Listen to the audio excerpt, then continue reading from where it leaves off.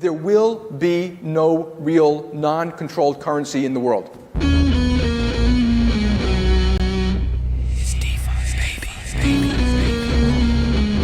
We're coming for you, banks. Listening to different podcasts, like in a whole different reality, which they think completely different things about Bitcoin. They have got my money in their banking system. I should be able to access it, right? Apple is live. There's a good number of fucking, like, pretty smart Bcashers.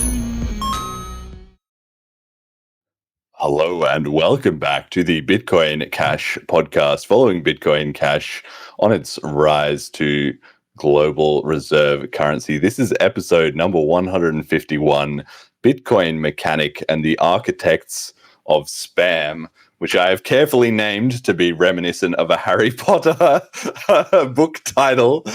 Firstly, because Bitcoin, Mechanic is British, and I don't know whether he's a big fan of Harry Potter, but I am. And secondly, it's funny because that would make him Harry Potter, who is the wizards, who is the opposite of the opposite side of the debate here. So that's, anyway, a little bit of deep cut humor there from me. Today is Sunday, the 25th of May, 2025.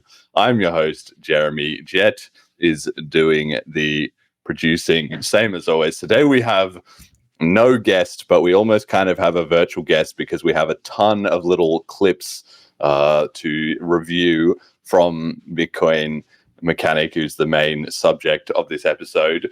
Just to start off and be clear, I did ask him if he wanted to come on the show and discuss all of this.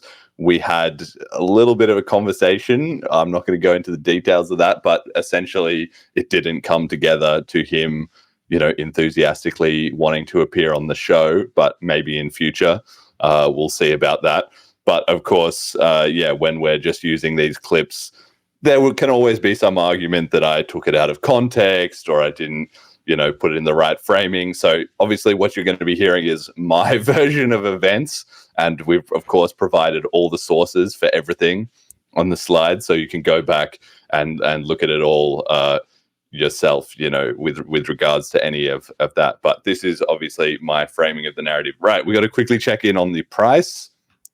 Monero has been crushing it recently. They've hit back in the top 20, but BCH is at USD $411.56 for 100 megasats. So we're up there.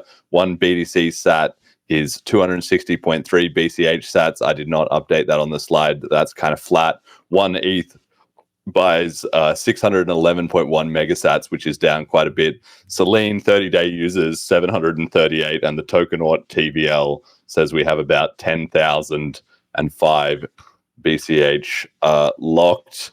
Before we get into it, Jett, how you doing? How'd you find BLISS and everything? I don't know if you want to give the listeners any insight on that.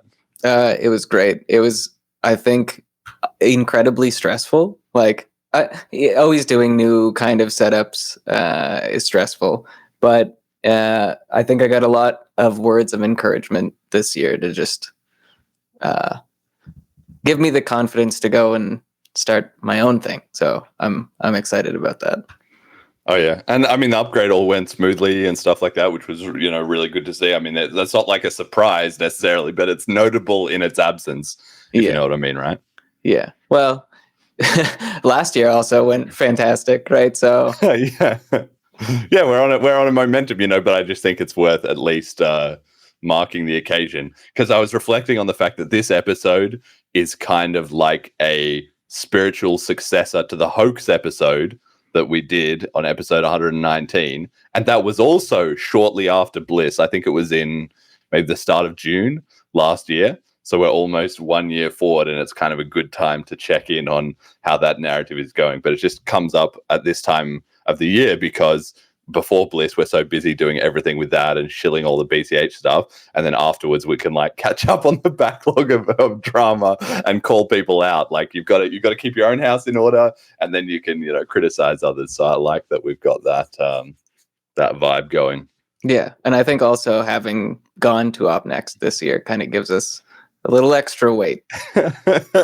Yes, we were certainly maybe part of the discussion, and it will be interesting to see this episode, like if there's any commentary on it from the BTC side, or whether they're going to silently watch it and absorb. I don't know. Either way, okay. So to get into this, I have two slides here, which Jett is going to put up on the screen, called "Previously Filter Freakout," and because it would take forever and a day, we're not going to go through every aspect of this whole debate, what's been happening. We're obviously not really even directly involved in the BCH community, so we're not even really the people to ask. But I have two slides, one that we put up on the previous episode that we mentioned this on, 149, and then also a second one that I've updated with some fresh links. So if you are really detailed and want to be finding out all the details and all the back and forth and all what's being said by every possible kind of person involved in this, then you can follow those links. Those are my recommendations.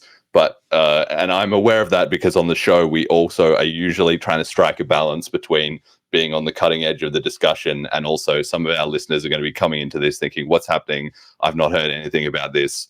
I don't know anything what's going on. So usually I try and at least keep them a little bit up to speed if you don't have any context at all beside this show. But on this episode, we're going to have to be a little bit limited in that, just in the interest of time, because it would take way too long to go into every different aspect essentially of it. But to just really quickly summarize, of course, everybody on this show should already be familiar with the Bitcoin hijacking and the whole, Bitcoin Cash versus BTC split and all the various arguments back and forth there.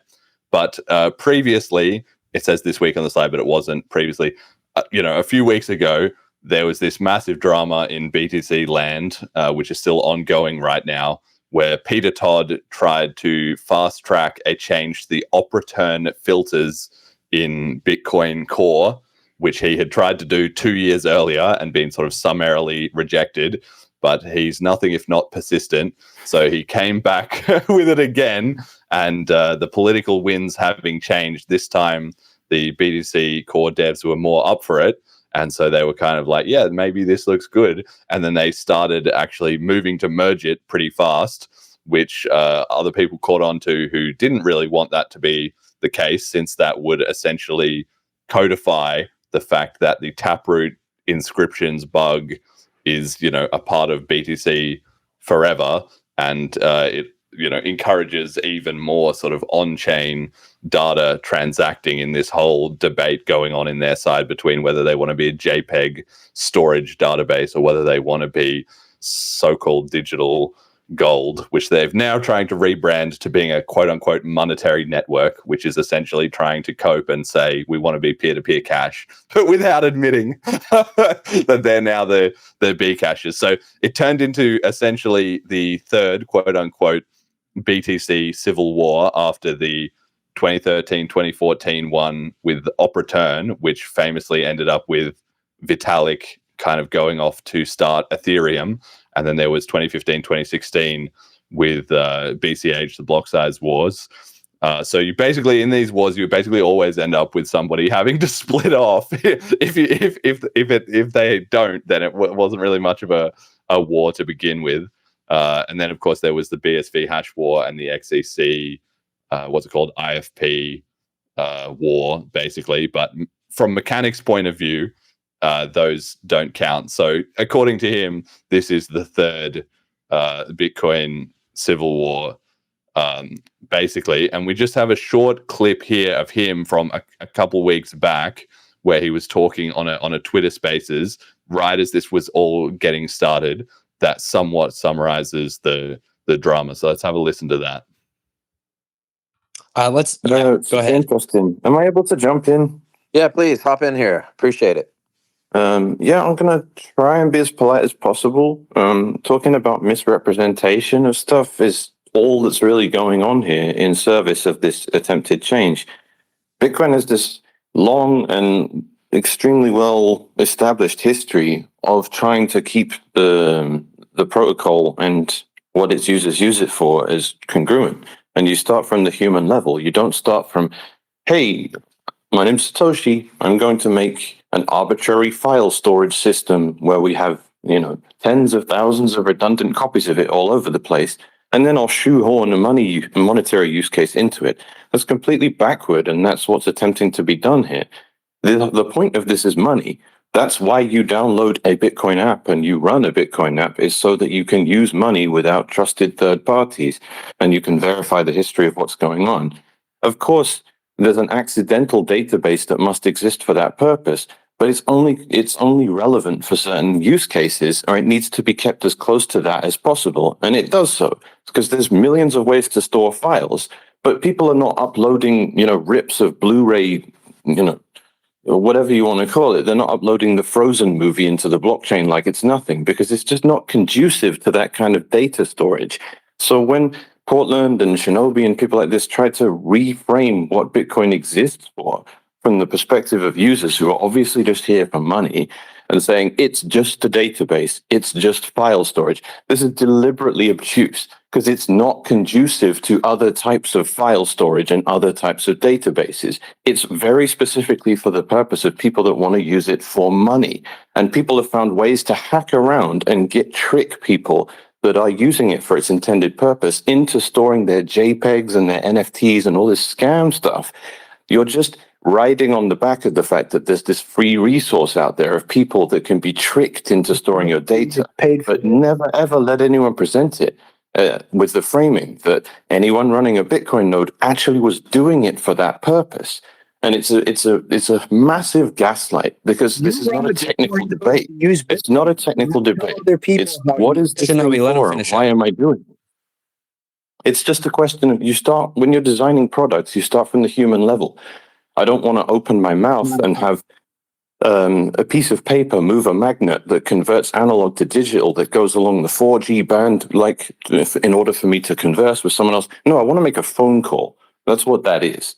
I want to speak to someone else that isn't in the same location as me. With Bitcoin, I want to use money. This is a human thing. It's not a technical thing. The technical element comes later. It's okay, how can we actually implement that? Right. So this kind of really just gets to the heart of the issue, which is there's a lot of little technical details about this, etc., but none of that really matters. At the end of the day, it all kind of comes down to defining what is Bitcoin, and to a secondary extent, who gets to decide, or how is that actually implemented, which I think sort of foreshadows the whole issue. And if you go and listen to a lot of these other links that we've had before, there's a lot of getting in the weeds about the filter policies and mempools, and can miners do this or can nodes do this, but none of that is really that relevant. What you need to get mostly, although we will touch on that, it does play into it, but the most important thing is who decides what is Bitcoin and how it is. Now, since Bitcoin is actually a peer-to-peer electronic cash system, as written in the white paper, the BCH community is very clear about what it is, and that was the whole reason we had the block size war. And even if we lost the branding, we kept the idea of the project, we kept the vision and the soul of it. So it's kind of like in that ship of Theseus kind of case, BCH, kept the soul of the ship, and BTC got the wood and the planks. Right. So that was fine, or that was even beneficial in the short term. But in the long term, it's coming back to bite them, which is why they're having this exact same crisis now, as some people are more okay with this sort of JPEG storage, data savings on chain, thinking maybe that will drive usage, or perhaps they're in this sort of ambivalent camp of, I don't know, let's just let it be whatever it is. There's also a lot of that. And then meanwhile, you have people like Mechanic, who thought he signed up for one thing, which maybe initially was peer-to-peer electronic cash, but then he got sort of gaslit and propagandized into changing that to digital gold. But of course, then once the narrative had been changed once, it could also be changed again and again, as it has been. So this is where I have this slide here with a quote from Ayn Rand, one of the best quotes ever. We can evade reality, but we cannot evade the consequences of evading reality, which really just summarizes a lot of what's happening here. Like, the reason that he is frustrated and struggling to figure out what's going on and how to move things forward, despite his own explanations of how it would work, is really just as simple as this. If you've compromised the vision of your community initially, then once the frog has been boiled a little bit down the road, you suddenly discover all the problems that are coming. And like we talked about on the hoax episode in episode 119, if you catch on to the narrative late, you need to understand that you're late. Because if you think, I was up to it, I was following along, and then something changed and I changed at the exact moment that things changed, you're missing all that earlier context, right? You need to realize, oh wait, I have figured out that the truth is this, but other people already knew and they were telling me earlier, right? And so until that clicks in your mind, you're never going to be able to construct a coherent narrative of what is happening, because if you've been propagandized, you're just going to be behind the times, right? And so the other way of saying it is a bit more crudely, the dildo of consequences rarely arrives lubed. I think it's funny when people say that.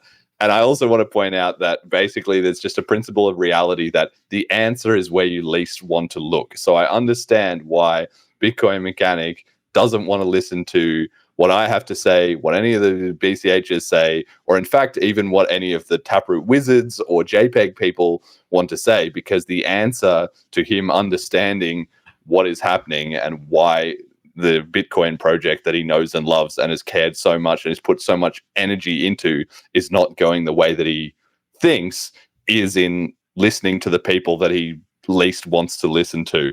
And that's a very, very hard thing. So I do, my heart goes out to him for that. Jett, do you have any quick thoughts on this so far? Not really. To be completely honest, I don't have a whole lot of sympathy because, it's one of those "we told you so" situations, and it wasn't just like we told them once. Yeah, we didn't just tell them once. And obviously, this Bitcoin adoption is something we all take very, very seriously. So it would be great if it didn't have to go down this way. But you've got to, again, reality is what it is. You can't evade it, or you can try to evade it, but that's not going to work out for you, right? So you just kind of ultimately have to accept it. And that's where the BCH community went through this whole process, literally like a decade ago in 2016, 2017, maybe parts of 2015, was the BCH community coming to grips with these ideas that BTC has been hijacked and infiltrated. The solution to get around it is a huge L, basically, to have to start again from scratch, and people spent many years trying to come up with excuses and different reasons to avoid facing that fact, because what it amounts to is realizing that the mountain is about 1,000 times bigger than you thought it was. Like, the Bitcoin community then was already thinking, okay, this is going to be pretty hard to get it to global reserve currency. But then once we had to split off into BCH and redo everything with BTC, with more liquidity and network effect and all that captured and overhanging us, that just sets the bar 1,000 times higher. And it's taking a long time for everybody to just accept, that's the mountain. That's the size of the mountain. You've just got to climb it. So for that exact same reason, Mechanic is really not going to want to believe that his whole story of how everything has happened in Bitcoin and who were the good guys and who were the bad guys and so forth was inaccurate, because that is competing with his frustration that things are not going the way they want. So those two things rub against each other until, it snaps in his mind. Something has to break. He can't get infinitely more frustrated, but he also can't continue to deny, the reality of what's happening until they meet at a certain critical point, and his mind will change, for better or worse. I mean, he could go into denial or rage rather than acceptance initially. But that's basically the problem that is at hand. So before we get onto that, I just want to make one initial point, which is that the issue is never the issue. The revolution is always the issue, right? So even despite all this arguing about mempool policy and et cetera, it's not really that important who wins. What you need to notice is that this entire drama has, quote unquote, surprisingly, it's not surprisingly at all, actually, has started right as CTV and OpCat were gaining traction, right? So right as we were at OpNext, John Atuk was trying to help those guys explain how could they get through the Bitcoin Core upgrade process. What were the different steps? CTV was, getting a lot of traction. OpCat was maybe in the discussion. People were feeling good. Oh, maybe we can ship a Bitcoin upgrade. And then, of course, a few days after that, Peter Todd is in there creating chaos. And now all of that has been swept away, a month or two later. Like, all that progress has basically just been completely undone. The time and energy on doing an upgrade, on spreading adoption, on figuring out the step forward, that's all just completely demolished. As everybody goes into this civil war. And of course, at the end of it all, are people, even if there is some sort of resolution that doesn't involve somebody splitting, which it very well might, are people going to be excited about doing a big upgrade or making a positive change? No, no. So ossification is just always continuing day by day. The sand is running through the hourglass. So that's really what you need to see here, is that this whole, situation has just been engineered to distract people like Mechanic from the sort of bigger picture, basically. So very convenient timing, I think you could say. Is that the right angle, Jett? Yeah, I think so. I also don't have too much to add to this, aside from like the time and energy being wasted here. I think it was kind of the point. Yes. And it's just, but that's the thing, like, Mechanic, he's in the trenches, right? So he's fighting the enemy that he can see in front of him, and this is what manipulation is about, right? If an enemy is put in front of him, it's the big blockers or it's the taproot wizards or whatever, then that's what he's going to fight.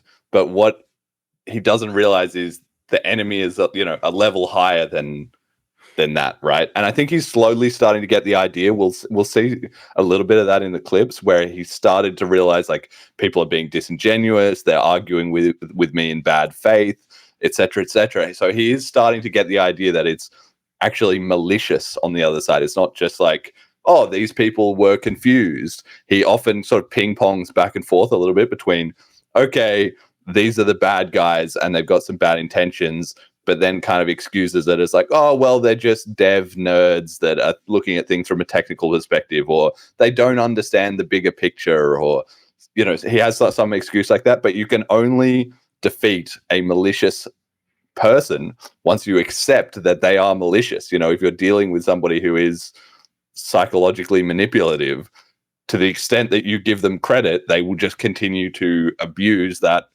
rope perpetually, right? And so I think people who've been in situations with, family members or relatives or friends or whatever, ex-partners, anything like that, will understand that concept, right? And that's kind of where he's stuck. And there's another issue, which is that the pop star can change, but the music corporation stays the same.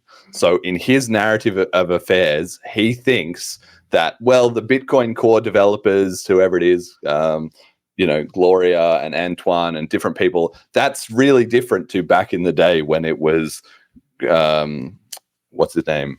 Gavin Andreessen and Mike Hearn and all that. Like, he thinks, oh, okay, that was bad and we kicked them out and we had Peter Woolley and we had the Greg Maxwell, we had the good guys on our side. And now in the intervening time, the bad guys have appeared. But it's just like the pop star, the front facing person has been switched out, but the power behind the throne is the same he just couldn't see that. So yeah, the guy who's banking the money from the music concert is the same, whether or not the pop star has been switched out. So I think that's also where he's getting quite lost on things, because that's the understanding the BCH community has, right? That the power behind the throne is the same, and that's why no real progress is being made. And then we're not as easily distracted by these kind of mirages, yeah? Yeah, I think that's accurate. Okay, all right. So let's get into it then. So who is Bitcoin Mechanic? So he's this British guy that has a very impressive beard. Hats off to him for that. He's living somewhere in Canada or in America. I'm not really sure. He has his Twitter handle, Grass-Fed Bitcoin, also a very cool handle. And he has a YouTube channel. He was inspired to join Bitcoin in around 2011 as a middle finger to the man around the time of the Occupy protests, very not coincidental, but very, propitious in that time, 2011. And Julian Assange was also shut up in the Ecuadorian embassy, like shortly after that, basically. And he was living in London, I guess, or he was, visiting London at the time, being British. So he has a lot of the sort of, the roots of cryptocurrency in his own journey, and for Bitcoin as well, right? He bought some weed on the Silk Road. He said that on his channel, and he was clearly obviously advocating for the small block side in the block size war. But I think at that time maybe he was just posting on Reddit or maybe on Twitter a little bit. He wasn't really a big public advocate. He's sort of only become very heavily known for that over the last couple of years, and especially in the last few months. Like, his channel has grown massively. Of course, he was featured on the hoax episode. He was one of the 3 or 4 people that we reviewed the clips from. So I have been following his channel for quite a while, and I recommend everybody go and listen to it. So anyway, very convenient that I happen to have my finger on the pulse and be front running the narrative there as well too. But anyway, now he is the self-described chief boiling officer at Ocean Pool. So he's basically teamed up with Luke Dasher, who he sees as this like amazing second most important person in Bitcoin history after Satoshi, who was on the right side of the block size war and has saved Bitcoin with all kinds of, brilliant maneuvers and stuff like that. Jett's looking skeptical, which of course is not really true at all, but it's going to be hard for him again to hear criticism of Luke, because it is true that Luke, for all his, foibles and different, elements, is very passionate about Bitcoin, has been centrally involved and has contributed a lot. So, and also is probably his friend and, his boss in a certain respect, and is very knowledgeable technically. So for all of those reasons, he has a lot of respect for Luke, and that's fine. And, he should really, but makes it also hard for him to see criticism, because it feels like a direct, attack on Luke in that way. But of course, being also involved in Ocean Pool gives him a strong perspective on mining, and I'm very grateful to him actually for his work. I've said it many times on the show before too, for his work on that, because the decentralization of mining is very important, and it's just that BCH is such a tiny percent of the hash rate that we've got bigger fish to fry, ourselves. Once we are the number one Bitcoin fork, we'll get around to fixing that, but in the meantime, that's kind of up to them. So I'm pretty glad that he is doing that. Now, he absolutely loves node running. His kind of perspective on Bitcoin is that the nodes are what runs the network. The miners are kind of their employees or subservient to them, and the nodes have to kind of, punish the miners, I guess, if they get out of line, and then kind of everything else is below that. Now, that's not entirely true, but it's also not entirely wrong. What it's kind of missing, again, is just this higher level, understanding of it. Like, people are what runs Bitcoin, whether they run nodes, whether they run miners, whether they run podcasts, whether they run merchant outfits, like whatever. So really, when there's a split in Bitcoin, it comes down to 2 groups of people who have diverging ideas, and then the nodes and the miners and everything just kind of like, flows from that. So really, and especially as the history of BCH shows, you've got to prevent a social split from forming, because if you get a social divergence of significant enough degree, then it turns into a technical divergence and people go in opposite directions. You get a chain split, it's a disaster, and everyone kind of hates it. So that's something that I think he hasn't, fully understood yet, because you can see that his efforts to fix the problem are not attacking things at that level. He keeps trying to debate with people about nodes and miners and all of that, when really what he needs to do is get all the people who are against him and the people who are with him socially on the same page, and they all need to agree on a vision for BTC, but that's not not happening. Which again, the issue is never the issue. The issue is the revolution is because he's being undermined and disrupted, even if he doesn't really realize it, in forming that cohesion, which would actually fix the problem. And that might even include kicking a few people out of the community.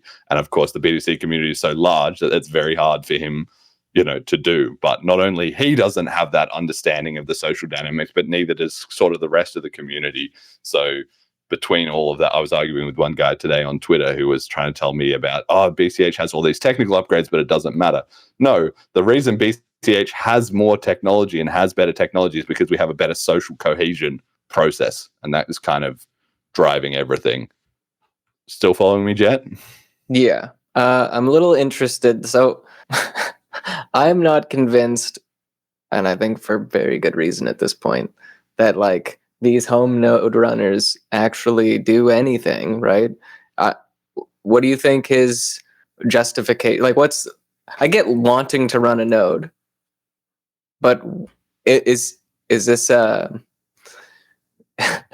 is this thinking that they're actually going to accomplish anything? Like, if there are big bad evil miners, what the hell does he think he's going to do? Well, in his narrative, and we'll elaborate on that more in a second, it's that, the block size war was the big bad evil miners, which were controlled by Jihan Wu and Roger and Coinbase, came along and were like, we're going to raise the block size. And then in this kind of pleb uprising of the nodes, they all spun up their home nodes, or they already had them, one or the other. And that kind of, that sort of show of force was what caused the miners to like back down. Of course, that doesn't really take into the account, Adam Back going to meet with the miners like secretly and cut a deal with them and and all that. It's true that there is some sort of social adoption element of Bitcoin, and that very passionate people who run nodes are not coincidentally also the people who are most active on Twitter, the people who are, running local meetups, the people who are maybe transacting a lot on the network or have a lot of their net worth in BTC, right? So from my point of view, it's not that nodes are irrelevant. It's that they are coincidental with some of the most passionate sort of grassroots, Bitcoin adopters, right? But of course, not all nodes are equal. Like the nodes that Coinbase or, whoever runs, blockchain.com, whoever, that are much more consequential than one guy's home node. But and the way I've explained it recently on Twitter as well too, is that the idea of running your home node is kind of like a psychological safety blanket. If you're a kid and you have a little stuffed animal that you can hug at night as you go to sleep, that's really just a psychological tool to convince yourself that the world is chaotic and evil, but I'm, kind of safe here, right? And it's the same thing that drives a lot of these home node operators, right? They feel like if I have my little home node, then I cannot be moved.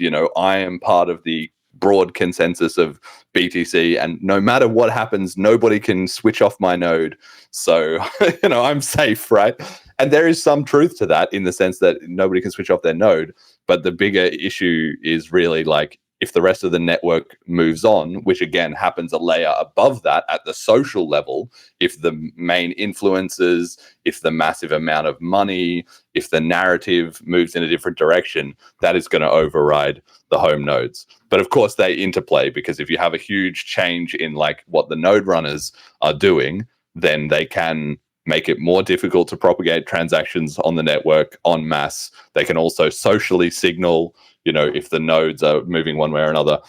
But at least in the past, in history, it has not been enough, because like when Big Blocks was on the table, there was like Bitcoin Classic was about 20, got up, from 0 to 20 or 25% of the nodes.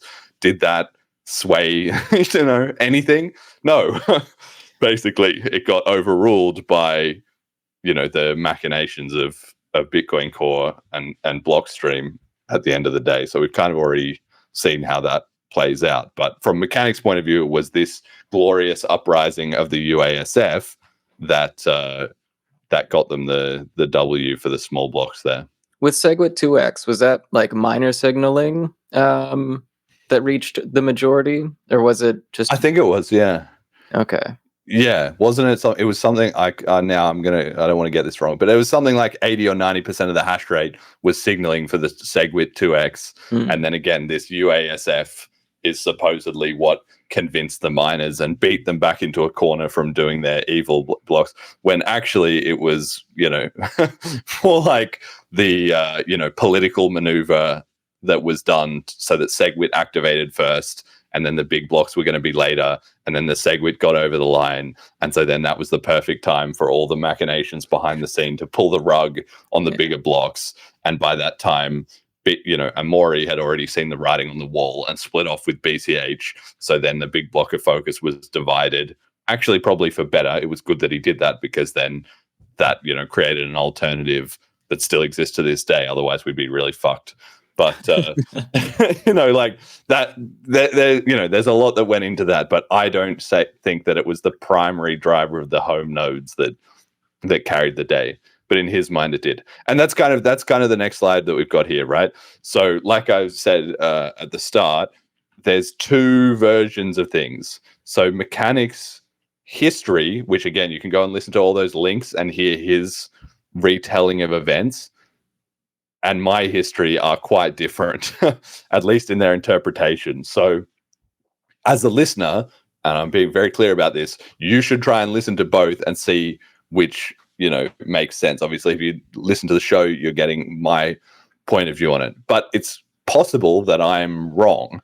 And thankfully, this situation has provided a perfect test case for us to see, because at the end, there's got to be one of two outcomes. Either Mechanic can rally up his nodes yet again and somehow expel the JPEG people and force Bitcoin Core to stop making little sneaky tweaks to things and regain the composure of the miners, or how he thinks they should be behaving.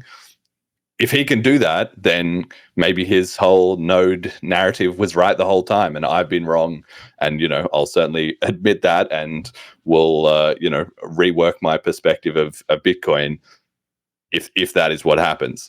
But if that's not what happens, then he's probably got to come the other way, and he's got to consider my perspective, basically, that if he can't do that and the spam either continues or gets worse, if division in BTC increases, if the home nodes are not able to get past some significant threshold, if Bitcoin Core just quietens down for a bit but then gets back to socially engineering more bullshit into the chain, then at some point he's got to kind of realize, wait, maybe I didn't think this hijacking through enough. So he has his version, which is that in 2017 the small blocks won the BTC brand via their heroic node UASF against the evil New York agreement.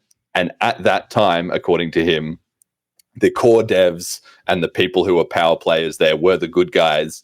And then sometime in sort of 2023 or 2024, that was when there became this sort of infestation in Bitcoin Core, and now they're hijacked and evil, but that happened then. And then my version, of course, is no, it's the other way around. The hijacking was in 2015 or 2016. The bad guys won the first time, and they're still in charge now. All that's changed is that he is trying to, he's on the other side. At that time, it wasn't the UASF that carried the day. It was the Bitcoin Core hijacking. And luckily for him, he was on the same team. So he kind of won by default. But now this time, the shoe's on the other foot. So he's going to struggle. And of course, we covered all this in the hoax episode, in episode 119. And it was funny because he's been out there kind of blasting Roger Ver, obviously, forever, and also saying, his hijacking Bitcoin was just some like narcissistic story or something like that. But he hasn't even read it. And then he later admitted that he hadn't even read it. So whether or not he would agree or disagree with that history, he's kind of in a bad position where he isn't even looking at all of the available information, which is, of course, part of the problem, because the reason the big blockers were struggling in 2015, 2016 was because there was so much censorship and suppression.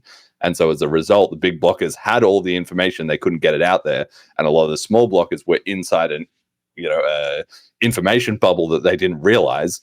And that's kind of still the case today, although the information is seeping through. But then that's where it links into Ayn Rand, which is that if you don't have all the information, that doesn't mean those things are false. It just means you don't have them, and the consequences appear to you sooner or later. So is that all making sense? So listeners need to think through what I'm saying in this episode from that point of view. You can believe my version of events, or you can believe mechanics' version of events. But I will say that the reason my version of events is more likely to stand up to scrutiny is because I'm very calm and unemotional about this. I'm not the one who's frustrated and stressed arguing with all these guys on Twitter as things don't go the way that my mental model predicts they should. Instead, things are going literally exactly as we have explained on this show in advance. So it's kind of proving the point in real time. Yeah. Okay. Do you think if he read Hijacking Bitcoin, it would actually change his perspective at all? Like, if he not just read it, but I guess was open-minded to it. If he was open-minded to it, yeah, maybe. But I think it's kind of what I said before, right? It's like people's mind changes when reality, it's like, what is it? Change happens when the cost of not changing exceeds the cost of staying the same, right? So in his current situation, he's getting more and more and more frustrated and spending more and more time and energy on trying to keep BTC on his pathway of monetary network / digital gold, and it's not going well. It hasn't been going well for the last couple of years, and it's like really, taking a dive. So he's getting more and more frustrated in a sort of exponential fashion, and that has to hit a tipping point where he thinks, what am I missing? What is the answer? Why is reality not conforming to my mental model? And I don't know that reading Hijacking Bitcoin would be enough to tip him over the edge on that. It could be, it would be one factor, it wouldn't hurt, but what is actually the moment that breaks through that and causes him to think, I've got to throw out a lot of what I was thinking and reevaluate kind of from first principles? I don't know what that's going to be. It could be listening to this show. It could be that Peter Todd ships another bullshit upgrade and the core devs all merge it. It could be that they just completely ignore his upset and they merge this filters thing in the end. It could be that BTC price plummets and BCH price starts going up, or it could be anything. I don't know. But something is eventually going to tip him off to reevaluate, and he's going to stop digging himself further into the same thing. But you can never predict what that's going to be. All right, cool. So what has actually happened? What is all this drama really about?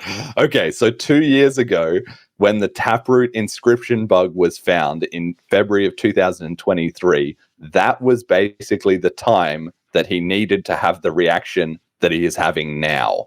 And if he listened to this show, I'm sure he'll say, no, we did. We were really upset and we posted on social media and et cetera, but they didn't really get much traction or anything going on that. So it's not all entirely his fault. It's also just the zeitgeist at the time. But the frog has been boiling ever since 2015. And it was really boiling in February 2023 when the inscriptions bug happened. And at that time, we did the podcast, episode 80, BCH Guru and BRC20 BTC Civil War. And you can go back and listen to that. It was with Emergent, an imaginary username, and Cheap Lightning, I believe. And we talked through all what had happened with this change. And we said, we were speculating about, are they going to fix this bug? If they were going to actually fix the Taproot inscriptions bug and stop the JPEGs from flooding onto their chain, like that was the time to do it. They had to go hard then, because that was sort of, that needs a hard fork, and they couldn't afford to let it normalize that this is just the way Bitcoin is now. When it was most clear that this was a change and maybe something unwanted and etc., they had to go in hard. And they kind of didn't do it. They made some sort of, oh no, we don't like this, but time passed. They didn't ship a fix. More and more people onboarded who enjoyed the inscriptions and the ordinals, and things just got worse and worse and worse. Now, keep in mind that this was about 2 years ago in February, which was before cash tokens, before Abla and before Velma. So the change in BCH has been enormous in that time, you know, as we're just grinding out improvements, and they're still like dealing with this fallout of problems that they should have honestly just sorted straight away. So what actually has triggered him and got him upset was this stuff I said about, you know, tinkering around with the filters. Now, why was that what got him upset? It's because in his version of events, hard forks are evil, bad things that you can never do. And if you are the one doing a hard fork to change Bitcoin, you're the bad guy, evil attacker, Bcasher, you know, whatever, right? So he would have needed a hard fork to get the Taproot inscriptions thing out, so he couldn't really, you know, fight the battle at that level at that time. But then once the filters are being tinkered, which are just a policy change, they're not a hard fork and they're not even a soft fork, they're just changes in the nodes, that's where he feels like his little node running, you know, frame of mind is being disrupted. And as he explains it, when Bitcoin Core refused to act on the 2023 issue, he said, okay, well, I had my doubts about that, but it's not really a smoking gun that they were malicious. But this change with the filters really has convinced him that they were malicious. So again, it just comes back to that's what tipped him off that something was different, but that's not actually when things changed. They changed far before that. He just didn't realize until that point. So because of that, in the past 2 years, we've got some stats here from Orange Surf BTC that 53% roughly of BTC transactions in the last 2 years have been either op returns or inscription based. So quote unquote monetary use of BTC is now a minority of on-chain activity. It's only about 47% of transactions. Now, of course, a lot of that is storing the value in the existing, you know, thing. Like Michael Saylor doesn't need to make too many on-chain transactions to get a lot of use out of BTC, right? But the point is that on-chain data-related stuff is now actually what the majority of real quote-unquote Bitcoin users, which he would define as node runners, so not them, but people who are submitting transactions to the network, is now actually mostly this. So if the purpose of a system is what it does, then BTC has already become a sort of JPEG storage data trading chain and is not any kind of quote-unquote digital gold.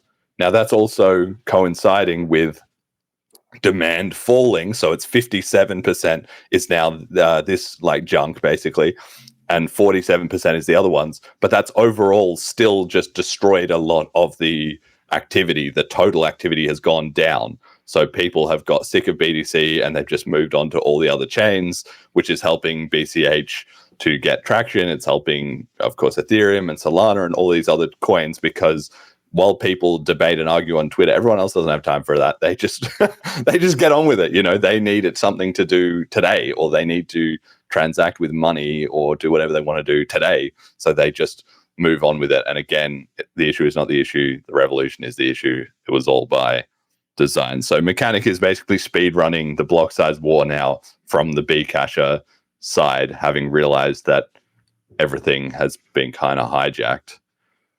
Okay, so we can just quickly touch on this as well too, policy versus consensus. So again, I don't want to go into too much of the old details. We don't really have time for that. But just so you get the idea, I made this little diagram which kind of explains what's going on. So for the audio listeners, there's two concentric circles, a small circle, which is inside of a bigger circle, and then there's an area outside the two circles, right? So outside the two circles is Bitcoin transactions that are invalid. So nodes will ignore them and not send them to other nodes. Miners will not put them into blocks. And if they do put them into blocks, other miners would reject them. And that's just things that are not a Bitcoin transaction. It's just straight up just, you know, a Word document, or it's something else. You know, that's not relevant. But it can be changed by forks.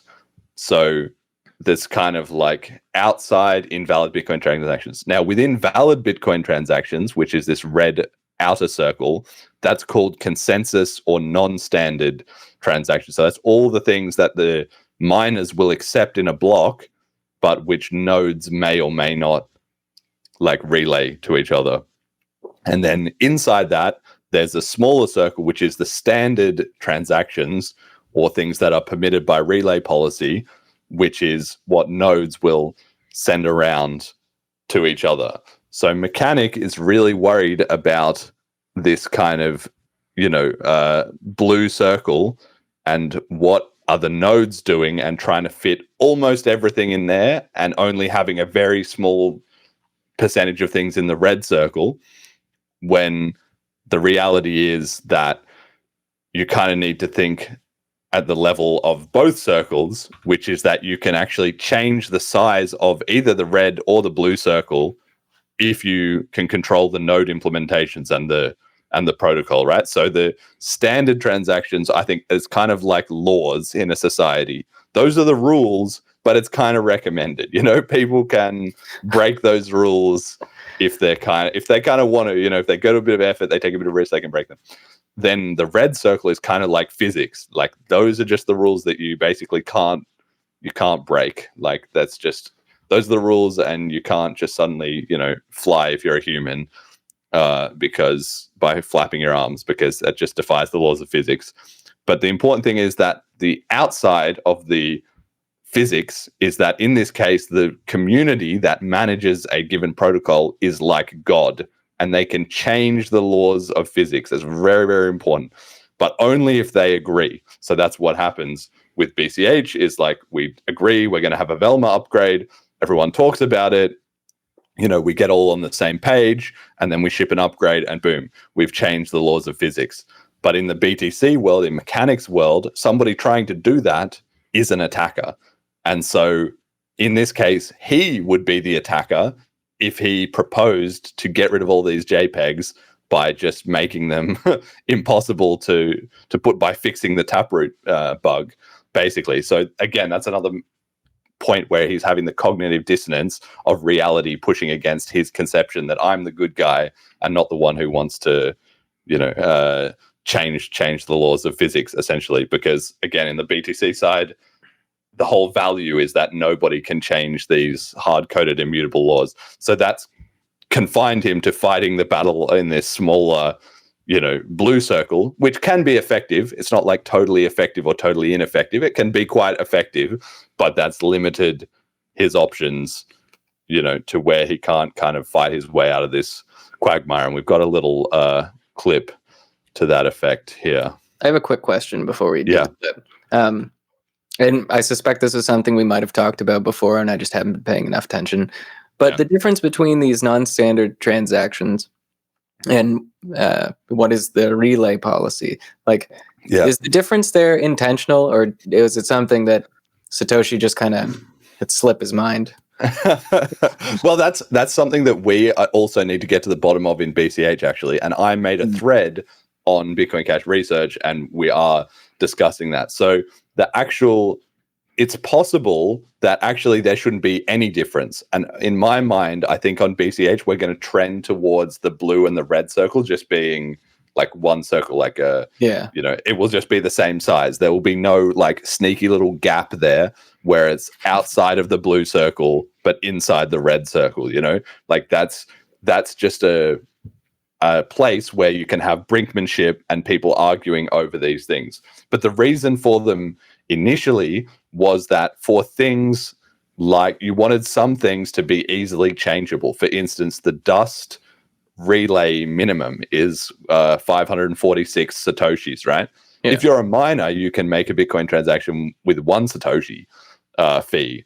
But you don't want to let anybody just do that, because then otherwise they can just spam up the whole UTXO set. But if the price 10,000 X's, you want to take the dust threshold, which is currently, a couple of cents, down from 546 maybe to 200 or something.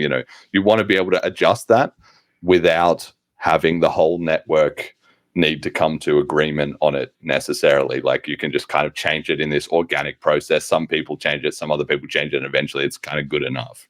Right. Okay. So that's actually kind of the reason. But again, maybe we can figure out what are those kind of little edge cases like that and put in, like maybe we could have an ABLA style thing for minimum relay policy. So then you would never need people to be like tweaking them. Or maybe you could just make the dust relay limit a consensus rule. And in BCH, that's not a problem, because if we need to do a fork to change it, like everybody will just do a chip and we'll just change it. But in BTC, they obviously can't have that. Now, they have all these random like propaganda reasons on BTC that they need, just like everything, that they need these other things. They have these rules, like they call it upgrade hooks. So they have the op-nop ones. And since they can't do a hard fork, since that's changing the laws of physics and makes you an evil, bad Bcasher, they want to let the relay policy be able to be redefined. I think they want to be able to like redefine with a soft fork the way that relay policy works, so that you can basically get a new opcode in, like in some contrived way, without actually just being like, we're going to hard fork and put in this opcode. Yeah, so I can't. They have these like 3 different reasons. You can look them up in that thread. I linked it there, but it's like the upgrade hooks, the ability to modify. I don't know. They have these random propaganda reasons. I can't really remember what they all are off the top of my head, but hopefully that adds some clarity. Yeah. All right, to the clip. You start iterating on these things, and you start improving your relationship with your employees and between your employer and your employees. When you start improving that, people have to be willing to work together to try and communicate what each other need. Because you have a human with a desire, you have human that's going to implement it. Then you have communication, which is a lossy algorithm by which they can negotiate and figure out what each other really mean. We know that however I write it down is not going to be however you perceive it, right? Okay, so we're talking about a computer protocol, so things get a lot more well-defined than that. But consensus is still really, really loose. It has to be. We can't define monetary usage of Bitcoin with something as black and white as a contract or the protocol equivalent, which is, defining what is and is consensus valid, is and is not consensus valid.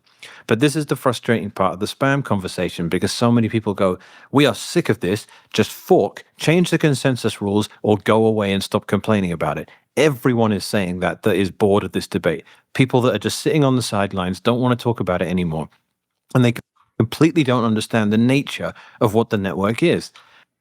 Yeah, there we go. So that was basically to get to the point of this is where he's kind of having some cognitive dissonance. So I just quickly looked it up. So according to the Bitcoin Core guys, the reason that standards policy exists is denial of service defense, which they need to stop people doing quadratic hashing, which BCH has just fixed because we just fix bugs.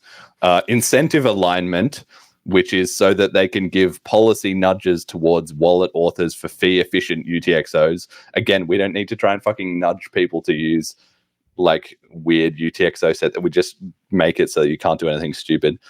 And thirdly, upgrade safety, that kind of soft fork like nonsense that I mentioned before. So yeah, anyway, they have those very different reasons. But what you can hear there is like mechanics trying to give this sort of analogy that like the nodes again are trying to sort of like deter the miners who are their employees. And if you had a contract with your employee security guard who, according to the letter of the contract, was what things needed to be, but then the sort of social policy of like, okay, everybody understands that you actually need to do this, that, or the other, is kind of the relay policy, right? So it's true that by sort of softly encouraging people at things in different ways, you could maybe get some different behavior out of your employees, and you wouldn't necessarily need to escalate to adding actual terms into their contracts that they can't misbehave. But because, again, it kind of cuts this cognitive dissonance that if somebody did do that, if they did change the contracts, then that would be evil, bad, attacker, like never to be considered kind of thing, right? So he is kind of trying to, he says like, well, there's no way to enforce in the contracts that people can only use Bitcoin in a certain way, but there is. That's what a hard fork would be, is you could literally just change the black and white terms that everyone has to adhere to. But instead, he's kind of like, well, we need to have it be money, but we can only do it via these kind of nudging people with the filter policies and so forth. Like, it just doesn't really make all that much sense, right? I'm not doing a very good job necessarily of explaining it, but that's because it's kind of nonsense. Are you following me? Yeah, it's weird though, because he seems to recognize there's some aspect of I guess like socialization that needs to happen, but like it seems like a very like trust me bro attitude, which seems weird for a community that is often saying don't trust, verify. Yeah, but we know that they don't verify shit, because otherwise they could just read the white paper and see that Satoshi was a big blocker and that, you can, internet speeds have increased, so you can just, double the block size and nothing bad will happen. And instead they have all kinds of, adherence to these, high priests in Bitcoin Core, and whatever Adam Back says, Eric Wall has to give a whole slide to Adam Back told me this idea wasn't going to work, so we didn't do it. There's not actually much, verifying going on in any of this. Right. So anyway, and you can listen to all those different clips, and all the other debates links at the start if you want to really get into the details of all this. The nuances of how much could node policy be effective in changing things. But like I said, it really just comes back to, if Bitcoin is going to be money, then you've got to enforce that by having a lot of people in the Bitcoin community, in this case, the BTC community, that are on the same page that it's going to be money. And then they can just set the rules of the network to be like that.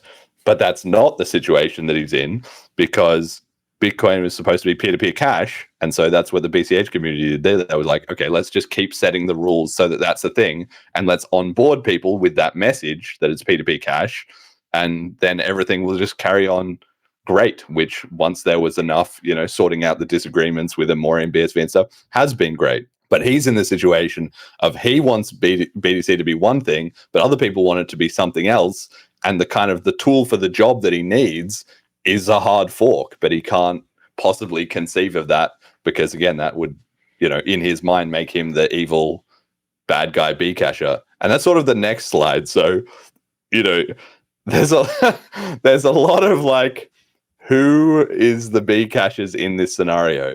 And he has to constantly kind of go to the well of trying to say, it's not me, I'm not the Bcashers in this scenario, even though he is, because he's the one who's fighting against the hijacked Bitcoin core that is trying to just constantly derail and confuse BTC from being an actual workable currency, right? So we've got a clip here about this.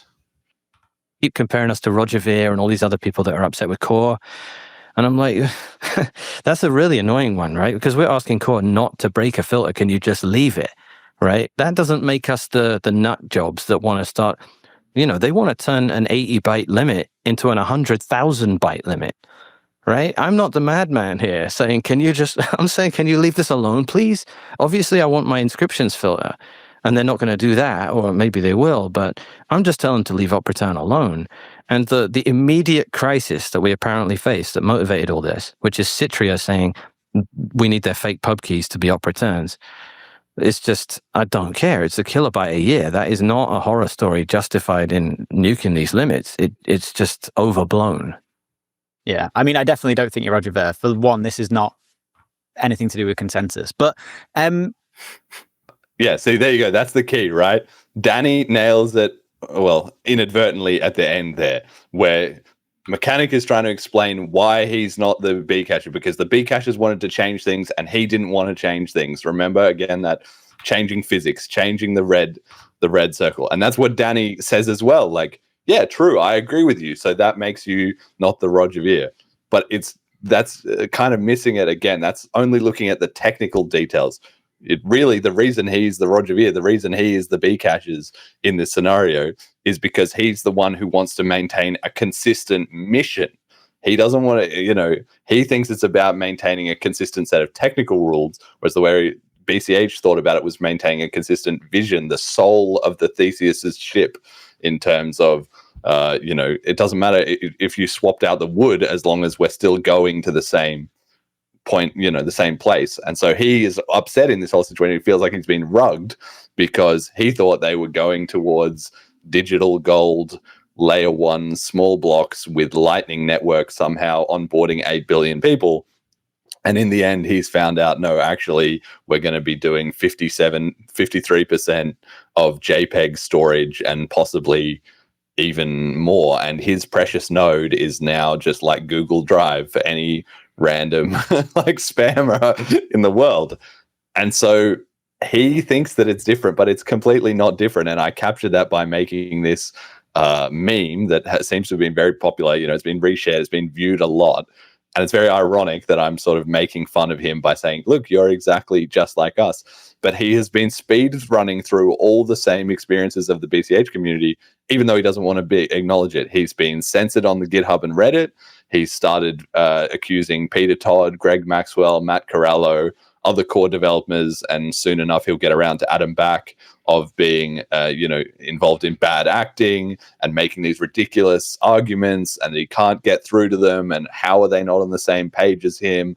That they don't understand what Bitcoin is about, or they don't understand some critical elements.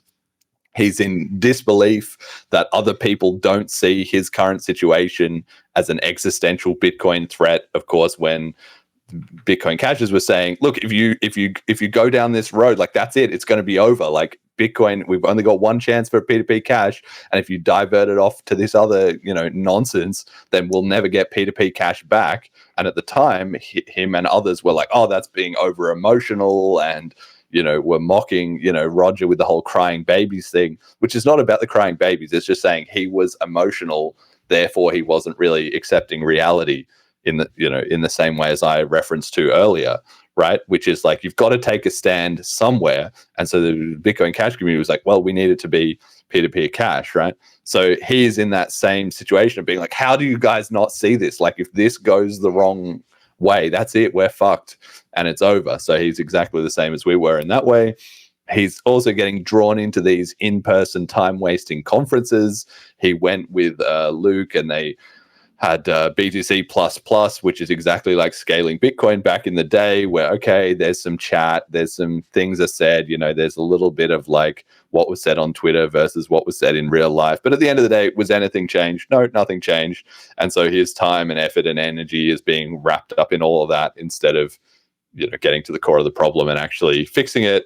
So you can be kind of gaslit and run around with those things for a while. No doubt there'll be further additions or or conferences or whatever. Just the same as the BCH community got dragged into a few of those, or the big block community as it was, until eventually they were like, wait a second, this is all just delaying. His attempt to resist is with knots and running their own client, just like people running Bitcoin XT, Bitcoin Unlimited, Bitcoin Classic. And he, of course, also has ocean mining, where it's like, well, look, we got to fix everything with ocean mining. Perhaps we can move things in the right direction there. Exactly the same as Jihan and Bitmain. And finally, of course, he's in denial about the fact that they just need to jam a fork in it. If he wants to have BTC mechanics vision, he's going to have to do it with a fork. At the end of the day, BTC is what it is. Again, there's no evading reality. There's just dealing with the consequences. And the reality is that BTC has been hijacked. It's controlled by power players and banking interests and so forth that do all they need to do to disrupt and confuse the little plebs and their, social narrative discussions and their little conferences and whatever. And that's just the reality. Of course, he can prove that it's not the reality. Like I said, if he's able to rally up this big resistance and save BTC and turn it back into layer 1 digital gold that is not getting overwhelmed with JPEG spam. But I really don't like his odds. And so, you can really just see like there's just two takes on it. His take is that, well, what's different this time? It's different because, again, the technical thing is that he wants to keep things as they are rather than change them, and that Bitcoin Core are now the bad guys when last time they weren't, because they sort of got rotten somewhere in the recent past.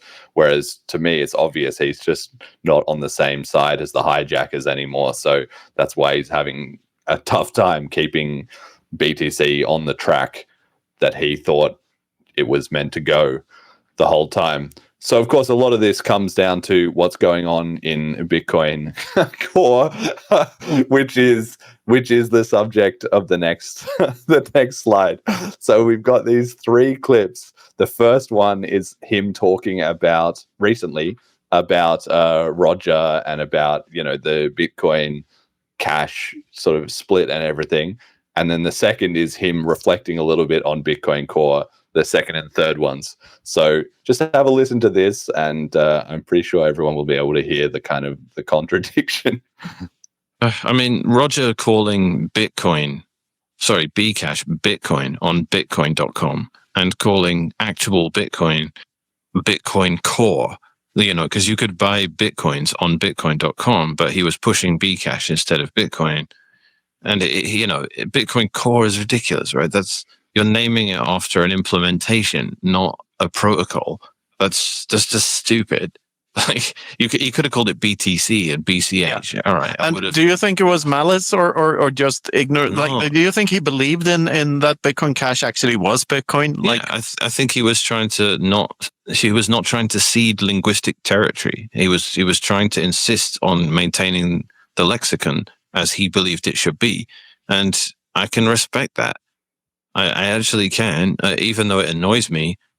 I understand why you might want to do that. Like, I understand other contexts where people do similar things, where they're like, you're renaming a thing, and I don't agree with the direction you're taking it in. I believe you're stealing all the goodwill that exists around this concept, and I want ownership of that, and I think it belongs to this concept. I understand why he did that. I think calling it Bitcoin Core is really embarrassing, because I think he should have just gone with BTC instead of calling it Bitcoin Core. That was silly. Words that come to mind are liberal, vaccine, what else? Woman.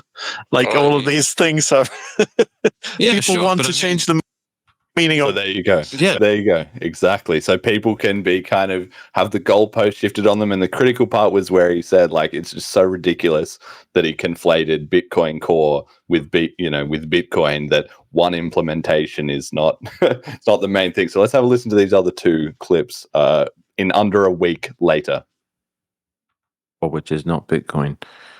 This is I find there's 2 perspectives on that. I find one of them is reality, one of them is ideology.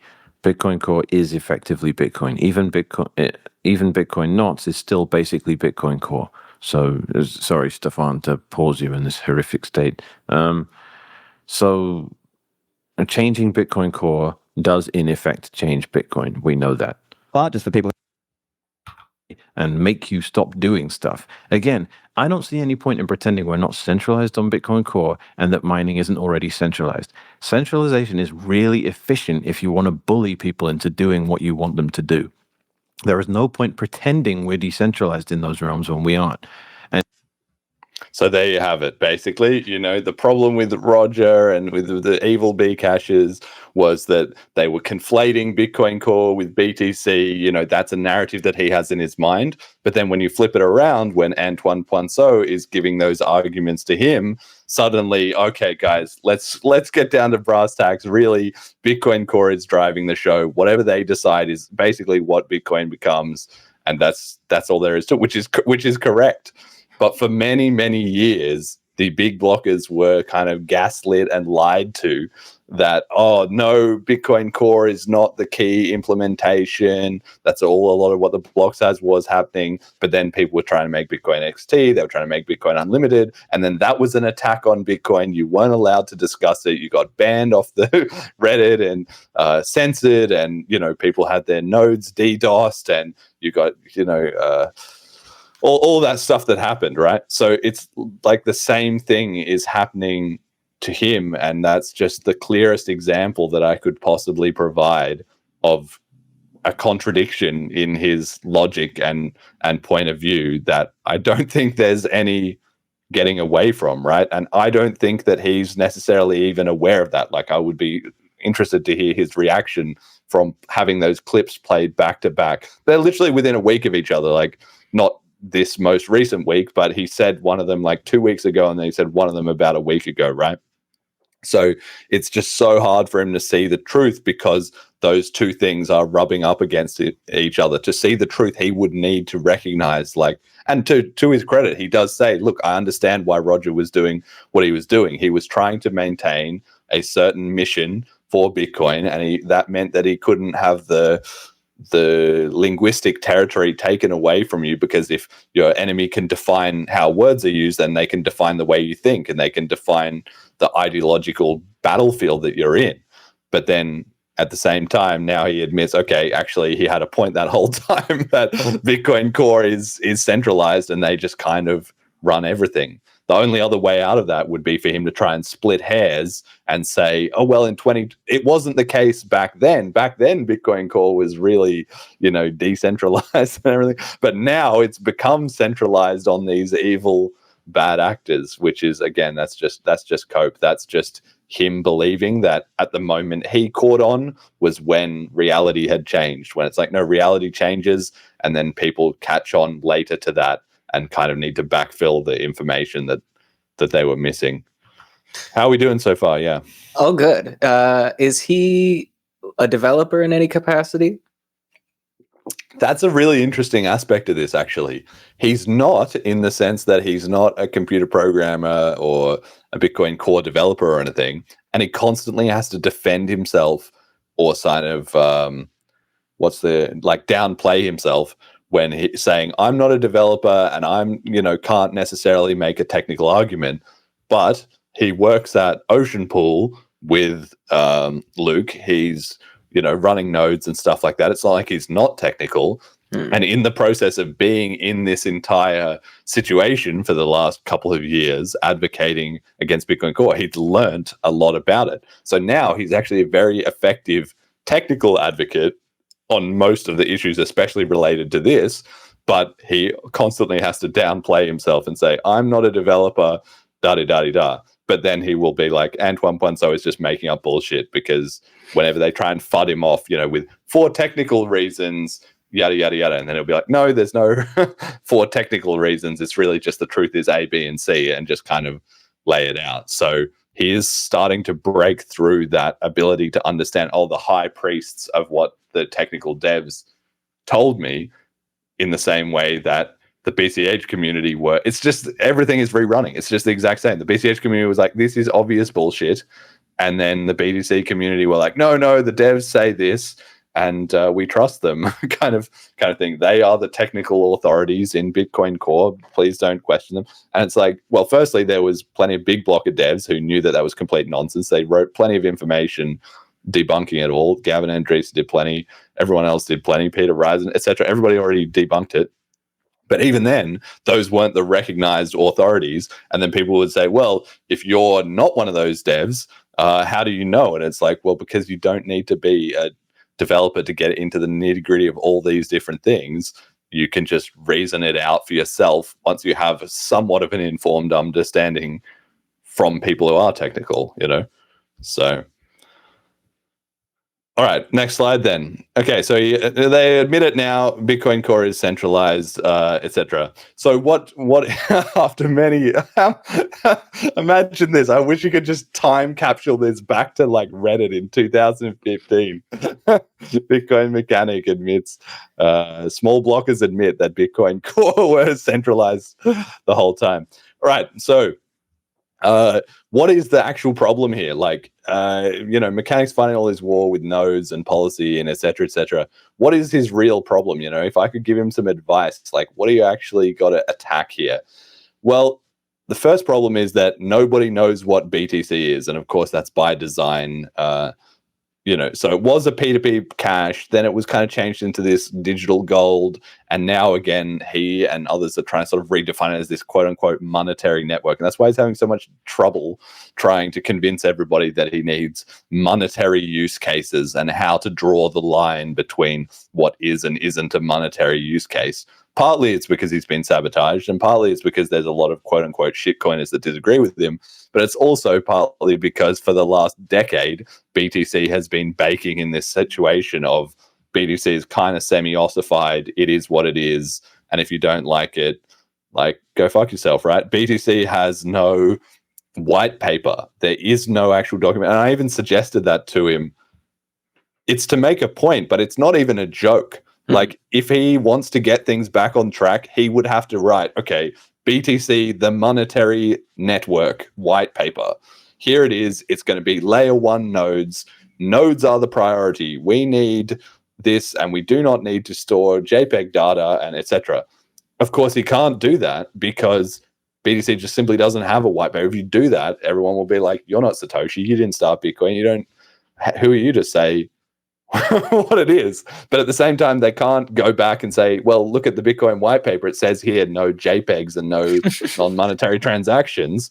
Because if they did that, they would be reading Bitcoin is a peer-to-peer cash system for fast, casual, layer 1 transactions that you just prune a lot of the data you don't need, and it doesn't say shit about Lightning Network or whatever else.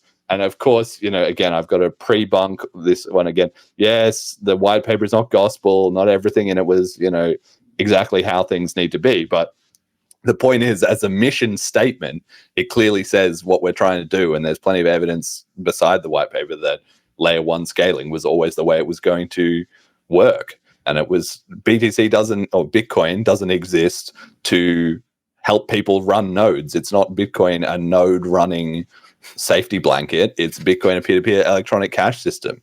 So for that reason, that's what Mechanic is actually fighting. Even if he thinks he's fighting these shitcoiners and these relay people in his Bitcoin core, no, what he's fighting is the fact that BTC is completely unmoored from any kind of vision. And with his rising prominence, he would actually be in a fairly good position to say, okay, guys, we need to get on the same page and we need to have a clear, vision of where we're going. But of course, that just is too hard to do because, he would need to write a white paper or have some kind of mission statement, because you can't just exist in this confused state of it when you see it. It should be a monetary network, but not P2P cash, not the B caches, because they are evil. I would love to see them do a white paper, because I think there'd be a lot of people, like, if you like, whether or not he's saying we want to be a monetary network but not quite cash, or to say like, no, we want to be digital gold, I think it makes it very clear, like, because you're absolutely right, it's not a peer-to-peer electronic cash system. And I think like the prevailing narrative for like a decade now has been towards this gold thing. So like, I wouldn't buy it, but I think everyone in, like, all of the heavy hitters in BTC right now would be like, yeah, okay, sure. No, because that undermines the religion, though. If you do that, then that's a full capitulation on everything that the BCH community have been saying. That I love that it started at the time, like the block size where it was like, we're the real P2P cash and you're not. And that was what the other side said, too. And then over time, they've just slowly drifted away from that. And we're still like laser focused on it. And now it's got to the point that it's just not even a debate anymore. They have accepted, okay, we're going to be digital gold, we're going to be et cetera, but they still rely so heavily on where the original coin started by Satoshi with no pre-mine, etc. If you get to the point of rewriting your own white paper, you're giving up all that credibility and legitimacy that actually we weren't really the original coin. That was BCH, and we weren't really the ones with Satoshi's brilliant vision in mind, the genius inventor. Like, think about how disruptive that would be to everyone who, again, because that's what they feel like they've bought in on. And you could even put it in your new white paper. You could say, Satoshi had this great vision, but he got some of the details wrong, so we've kind of fixed and updated it. But then that makes them the shitcoiners who are the ones trying to rework the formula, just like Vitalik.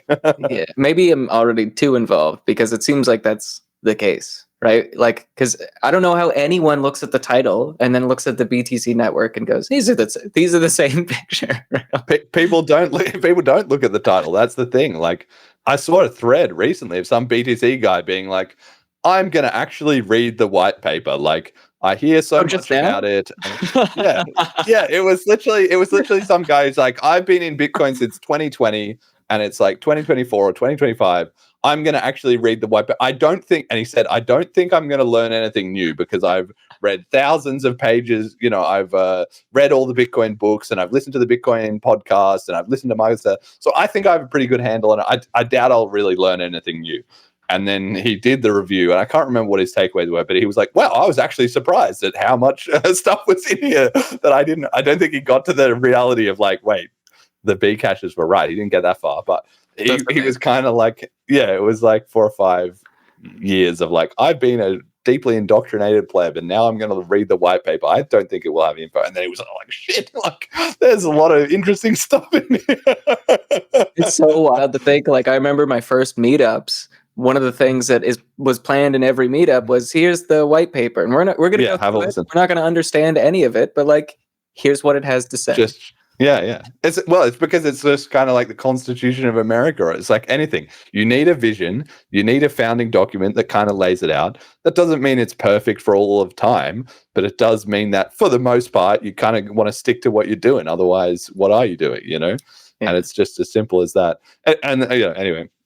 Like, okay, so that's one set of problems he's got, is that BTC doesn't really have a vision. That's a big problem. That's a big problem that he has to tackle with everyone else. But he has a second problem, which he could actually fix only on himself. It's only a problem individually with him, which is that he believes a whole ton of enormous hoaxes about Bitcoin. And this again cuts back to the episode we did about the hoaxes, and really the entire run of the Bitcoin Cash podcast, which is debunking all this complete nonsense, lies, and propaganda that there is. For instance, like nodes are the boss of miners, when really that's just secondary to the social phenomenon overlaying it. He thinks big blockers were this corporate takeover which would centralize the network, even though, like he literally just admitted in that previous clip, Bitcoin is centralized both, with the mining and the core. So, if you look back at the block size war, how does that make any sense? They were fighting off the evil centralized miners, but now we've ended up completely centralized with miners, and they were fighting off the evil centralizing devs, but now we have centralized Bitcoin core devs. Like, how did they end up with exactly the opposite of what they were fighting? And that confusion, for him to get to the bottom of it, he needs to realize not only that he believes a bunch of like complete bullshit, but that the people who told him about it were also just completely lying to him or were just equally ignorant. Could be one or the other. That whole thing about hard forks are evil and bad, and that makes you the evil bad B caches. No, hard forks are not bad. That's how every cryptocurrency except BTC upgrades. It was also how BTC upgraded at several times, in the past. And it's not even a problem as long as you don't have a community split. If you have a split, that's bad. But again, it's still not the end of the world. It's just how cryptocurrencies evolve. Like, if people want to try their alternative version, they can do it. Like the BCH community is better off for the BSV community having fucked off to crash land their own project, right? In the short term, it was very painful, but in the long run, it's a good thing. It's the exact same. It's just open source. It's how open source code works. It's how biology works. That's literally just fun. Again, it comes back to evading reality. That's how reality works. So hard forks are not bad, especially not if you can get everyone on the same page and have quote unquote consensus. Then you can do an upgrade. It's not really a problem. But he, of course, believes those two words, hard fork, is evil, basically. And he believes that SegWit and Taproot were these great upgrades by the blessed devs, even though the situation he's in now is because they're all fucked up and they were all bad ideas. But of course, again, the cognitive dissonance around the BCH guys being the one who saw that ahead of time and dodged it is like insane. So if you have a look, and we've got a clip here to this effect, thankfully, he's starting to put the pieces together. And just in this video, literally today, it was literally this morning, here's him talking about SegWit and Taproot. Used for something nothing to do with money. And the insult to all of this is that SegWit and Taproot were supposed to reduce on-chain bloat. They were supposed to mean that you could do way more with the same amount. And instead, the opposite has happened. The witness discount that was supposed to incentivize shrinking the UTXO set is being used by inscriptions, which tripled the size of the UTXO set in 2 years. It's completely fallen on its ass. When you go back and look at all the rationale and all the academic discussion about SegWit and Taproot, look at the stated objectives of all this stuff and see how we have failed. We blew up the UTXO set when the witness discount was supposed to shrink it. And Taproot was supposed to mean you could, it's not exactly masked, but it's supposed to mean that you can prevent a whole bunch of unnecessary stuff ending up on chain because you only have one path getting executed, which means you can do so much with Taproot without causing an egregious amount of space to be used up on the chain. And instead, 88% of what Taproot's being used for is dust outputs in service of inscriptions.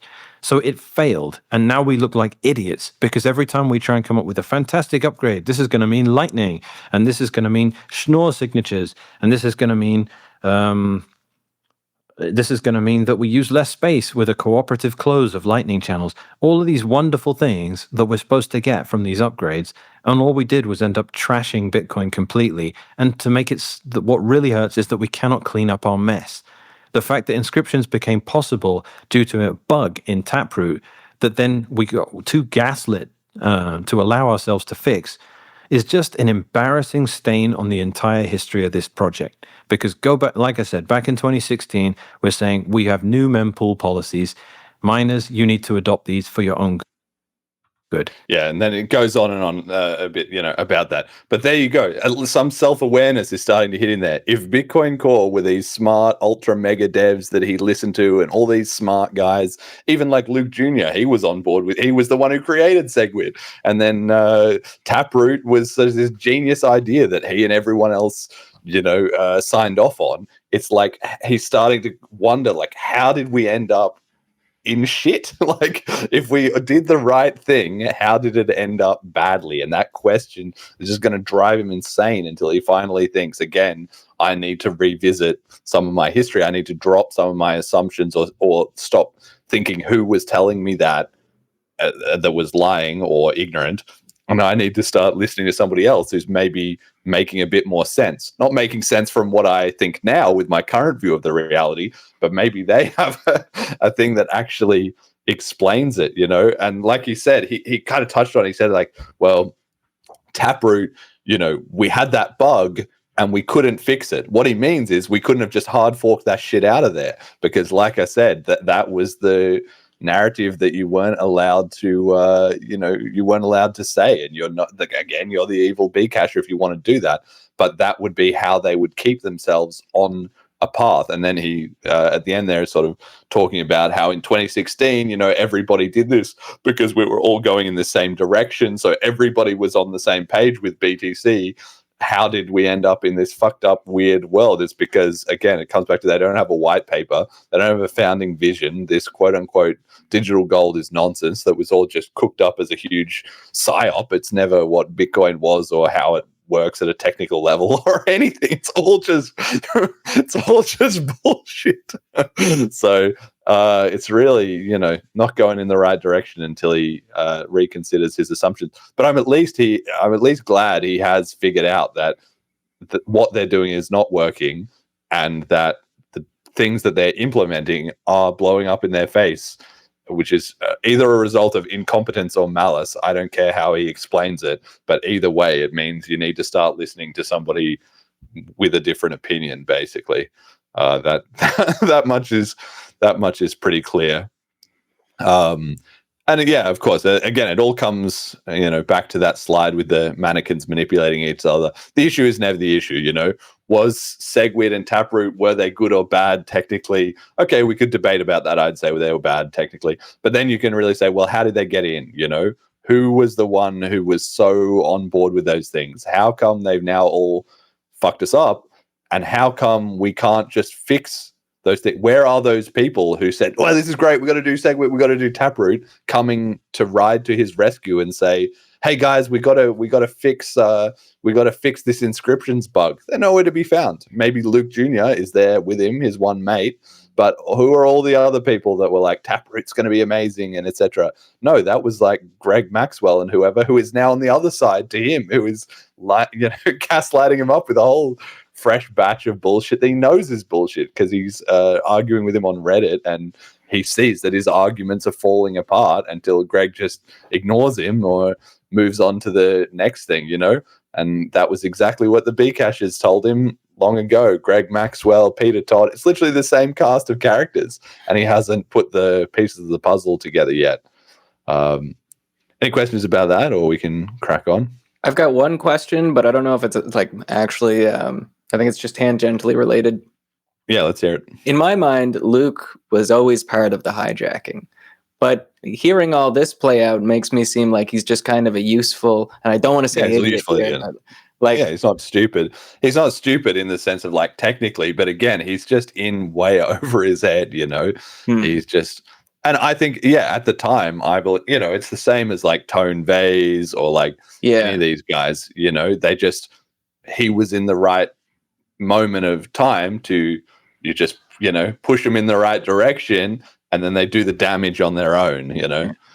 It's kind of one of those situations. But of course, again, that's going to be so hard for Mechanic to think through or figure out, because in his mind, Luke is this genius coder and really smart guy that he's kind of this misunderstood genius nobody really understands, and he has saved Bitcoin in the op return wars, and he saved it in the block size war by coming up with SegWit, and he, you know, saved it.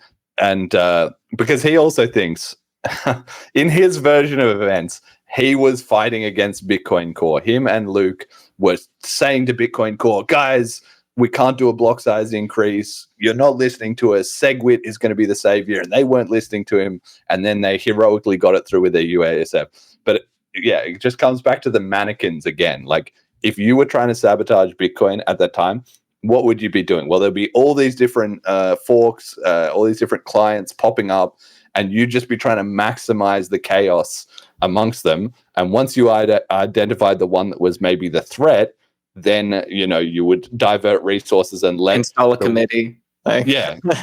And you would let one get through once you had decided where the problem was going to be, you know. It's like if you're pushing against a wall and then the wall just disappears and suddenly you get through. Well, that could be that you had a heroic effort and you shoved through the wall, or it could be that somebody else put the wall there and then they just took the wall away and let you past, you know. But it looks the same from your perspective, right? And so that's just smarter, like, strategy. That's if you're being if you're being outwitted by somebody. It's the same if you're playing chess against somebody who is better than you. There's usually a moment where you're like, haha, I've got your knight, you know, and you're like think you've been playing some small little game and you feel like you've got to win. You move your whatever piece to take them, and then they're just like, yeah, checkmate. And you're like, oh shit, like, I did not see that coming. That's because they're just playing one level higher than you. It's the same way. We're like, we got our USF through. No, that might be his history, but his history is not doing a very good job of predicting or explaining what's happening now. And if you instead look at it through the lens of, wait, it was just hijacked, and we were just the useful kind of idiots that were conveniently in the right place at the right time, and they let us through the gate when it was the right moment for it, it all makes a lot more sense. And so that kind of gets on to the next thing. So it's getting even worse. Like, as much as he has those problems, that's only the beginning of things. Full RBF is now in, which is, of course, a Peter Todd special. Who would have guessed that? Which he thinks was a great innovation and yada, yada, yada. But now he's ended up in a complete, mess. Again, they just keep mixing more different bits of sabotage in there. That's another one that he hasn't figured out yet.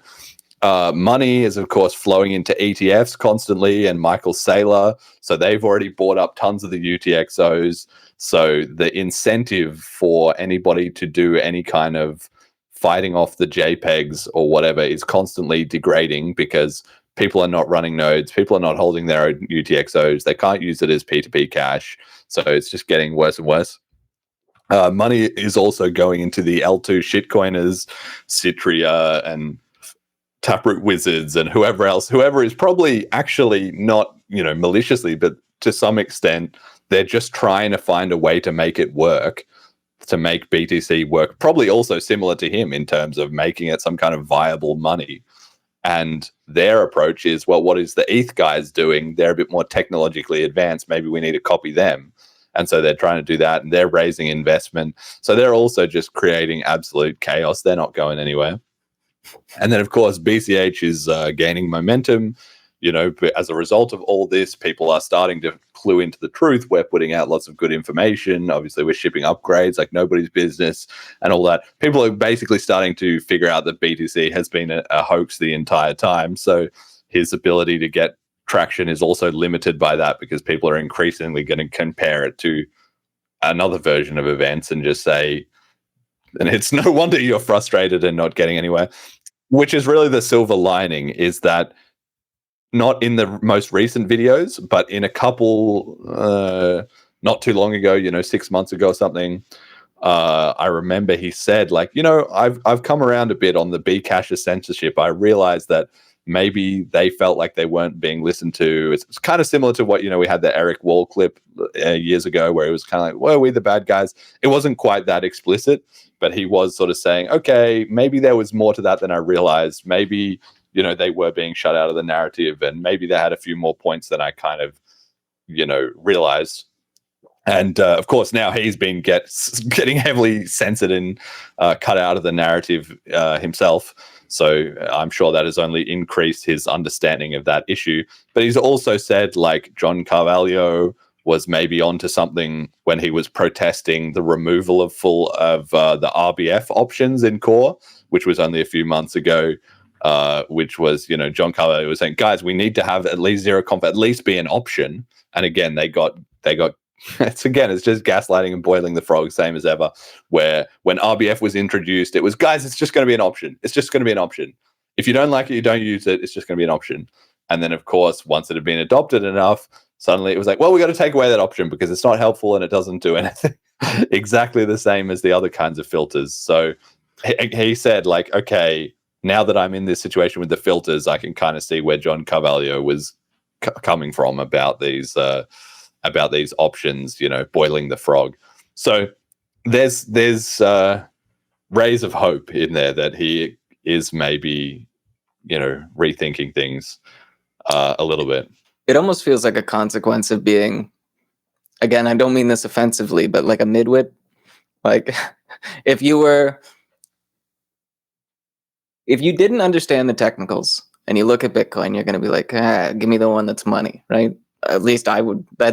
I would say I'm on the lower end of the IQ spectrum of people involved here, and I look at it and I go, give me the one that's money. And then I think the logical extension, like if you're on the other side of the bell curve, is also like, what's most useful to people? And the answer to that is money. Yeah. And so we're stuck with like. Oh, you mean that? Yeah. I see what you're saying. Well, that's it. It's just Peter Pickett, and it's so perfect because BCH is basically like the high IQ guy, and BSV is basically the dumb idiot guy who was just like big blocks, like just big blocks, bigger blocks, the biggest blocks. We've got the biggest blocks in BSV, and they're still going. And then all the BTC guys, which again was the majority of people, it was the thickest part of the bell curve, was the ones who were like, no, trust the devs, small blocks, etc. Lightning will save us, etc. But of course, reality is driven by the extremes rather than by the middle, so they were able to, fool most of what, like I've said before on the show, right? You can fool everyone some of the time, some of the people all the time, but not everyone all the time, right? So it's the same thing. BCH just snuck around it. Bitcoin did its thing. You only need a minority of people who understand what's going on to keep the chain alive, and that was good enough. So that's kind of, where we're at with that, I think. But yeah, he's definitely getting frustrated. We have, again, from just this morning, he posted this tweet, quote, "There is no room for debate anymore. The inscriptions hack is vicious attack on Bitcoin. The tools exist to prevent it, but rather than adopt it, Bitcoin Core simply want to open up an additional mechanism of attack. This cannot be tolerated," end quote. And Reardon, shout out to him. He was getting in there good. He replied with, "Enjoy your fork coin," which really just gets to the heart of the issue. And then Mechanic replied saying, quote, "I have no intention of changing consensus rules, you fool," end quote. Again, goes back to those same copes about being the evil B casher who wants to change consensus and the red circle. And then Reardon said, quote, "Oh, good. Guess we're on the same page here and aren't going to do anything about quote unquote spam. Maybe we can merge the op return fix and get back to serious conversations and improving consensus," end quote. So this is where he's really running into problems, is because you can be on Twitter saying, "I'm not going to tolerate this. I'm not going to put up with this." But at the end of the day, it's voice or exit. You try voice, you complain about a situation. At a certain point, if things are not going the way you want, you have to just leave. It's everything in life. Voice and exit. There's only two ways to change a system. You can complain, or at a certain point you can leave. And that's all there is to it. And the voice can only escalate up to a certain point. You know, you can say, I'm not going to tolerate this. I'm not going to tolerate this. I'm not going to tolerate this. But if you say this too many times and you don't follow through and actually stop tolerating it, actually, you know, kicking things up a gear, then people learn to just tune you out, because it just becomes the boy who cried wolf. So here he is saying, there's no room for debate. These guys are just malicious attackers, etc. And it's like, well, what's the next resort? The next thing is you're going to have to split the chain. You're going to have to do it the Bcash way. But he's also just preemptively taken that off the table for himself. So that's, again, that nexus between, you know, reality and frustration just building up against each other until one of them has to break. Either reality has to just stampede him and he just has to accept, okay, now it's a JPEG chain, or he will have to reconsider whether or not this was all sort of, you know, propaganda about BCH. So we already, like we said, have seen this play out before. So we kind of know actually what's going to happen next. And here's my predictions. And we can all watch for these. If these start to come true, then, you know, our explanation of reality is making sense. And if they don't, well, maybe Mechanic's version of the heroic UASF has a bit more to it. So to be fair to Mechanic, he's done a pretty good job getting about 10% of people running knots on the network. So there is some organic traction for, again, his vision of Bitcoin and what he thinks, you know, should be done. But the reason I think it's impressive, and it shows at least there's an intolerant minority that are hardcore, but the big problem is that we've seen this before in the block size war. Like I said, Bitcoin Classic got up to about 20 or 25%, and it ultimately wasn't enough. So what is likely to happen here is that pushback ramps up, but indirectly and difficult to pinpoint. So in the same way as the big blockers discovered, okay, things just kind of stop working. Again, it's not really like the hijackers are not going to launch some full-on frontal attack. Instead, they're just going to find little ways to undermine the situation of what he's doing, like holding more stalling conferences, maybe Blockstream, who were not too long ago raising like $2 billion. Like they previously raised hundreds of millions of dollars for products and services that are just vaporware and never existed. Of course, it was just payoff from the banks to undermine Bitcoin. They're going to start quietly funding some opposition, which will maybe only come out later. Maybe it'll be like, you know, after this is all over in 2 or 3 years, it'll be like, wait, Blockstream donated 100 million to this project who were somehow instrumental in tanking knots, or like disrupt, or a competitor to Ocean mining pool suddenly pops out of nowhere with suspiciously no funding that is suddenly, you know, competing in their niche, or like something like that, right? You'll probably have more censorship and communication disruption. They're already getting a big load of that on Reddit, but maybe there'll be further attempts for that. Maybe Adam will come in on Twitter and, you know, shit talk him a few times or try and keep him out of the narrative. Somehow we're likely to maybe see Potemkin alternatives to knots. So when BCH was getting started, of course, some were being created in terms of SegWit 2x, which was, you know, maybe a good faith effort.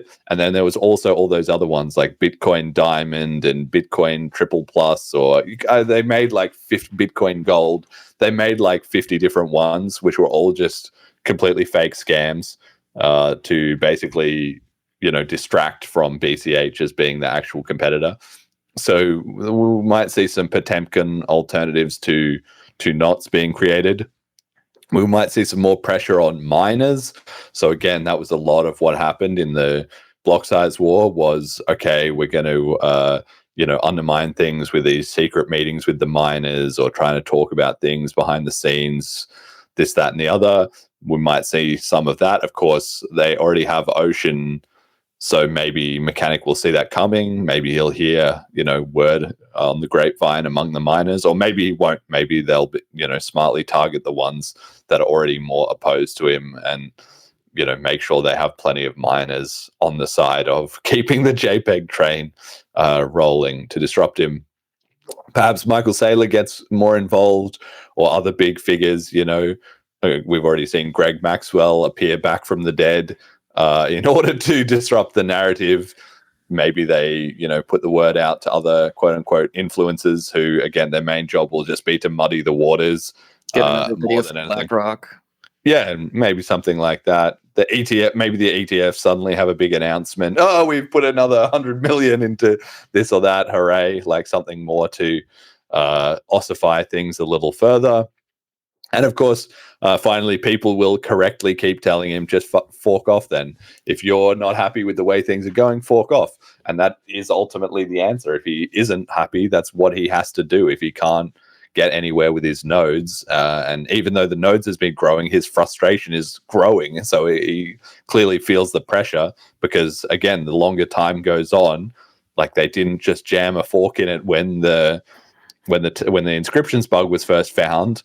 And they haven't done it yet here either.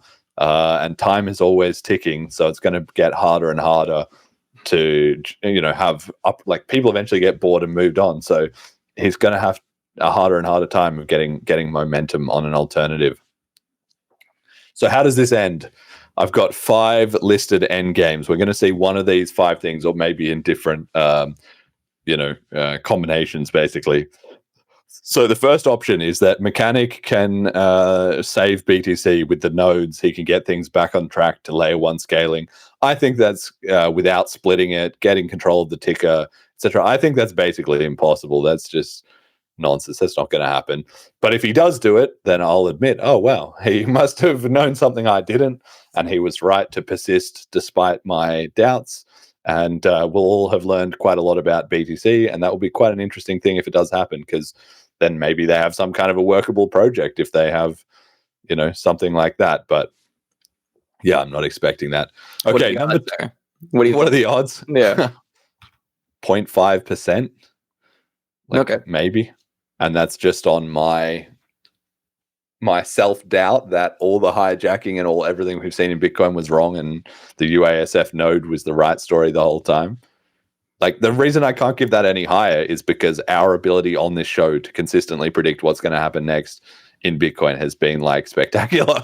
So we've had a lot of confirming evidence. But it's possible. It's definitely possible. Okay, number 2 is to just capitulate. Okay, he whinges and moans on Twitter a little bit, never actually goes any harder than that, and time passes and eventually he finds some kind of reason to just put up with it or accept it. He's kind of said, and I couldn't find the clip, but it was in that Twitter space that we played at the start. He kind of said at one point, like, guys, this is it. Like, if we don't win here, like, it's over. BTC is basically fucked and done.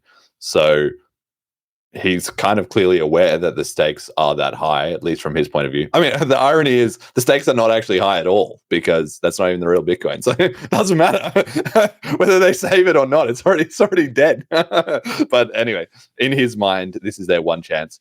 But he could always, of course, cope his way back into, okay, we have JPEGs, let's go along to get along kind of thing. I don't think that's likely. He's too much of a warrior, but there's a chance of that, maybe 5 or 10%.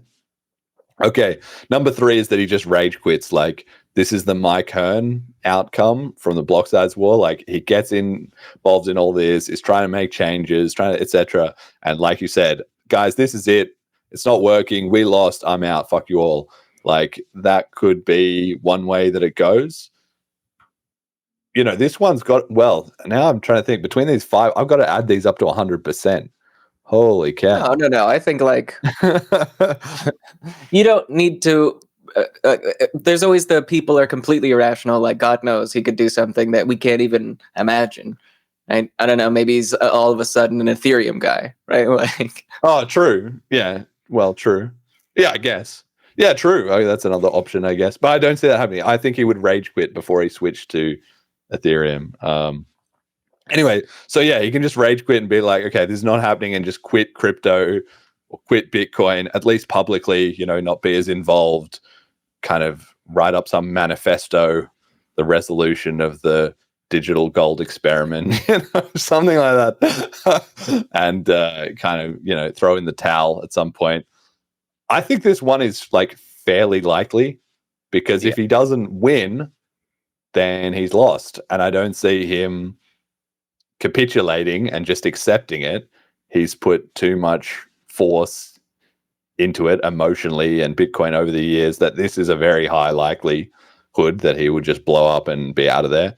So maybe I would have to say maybe like 60% on this one.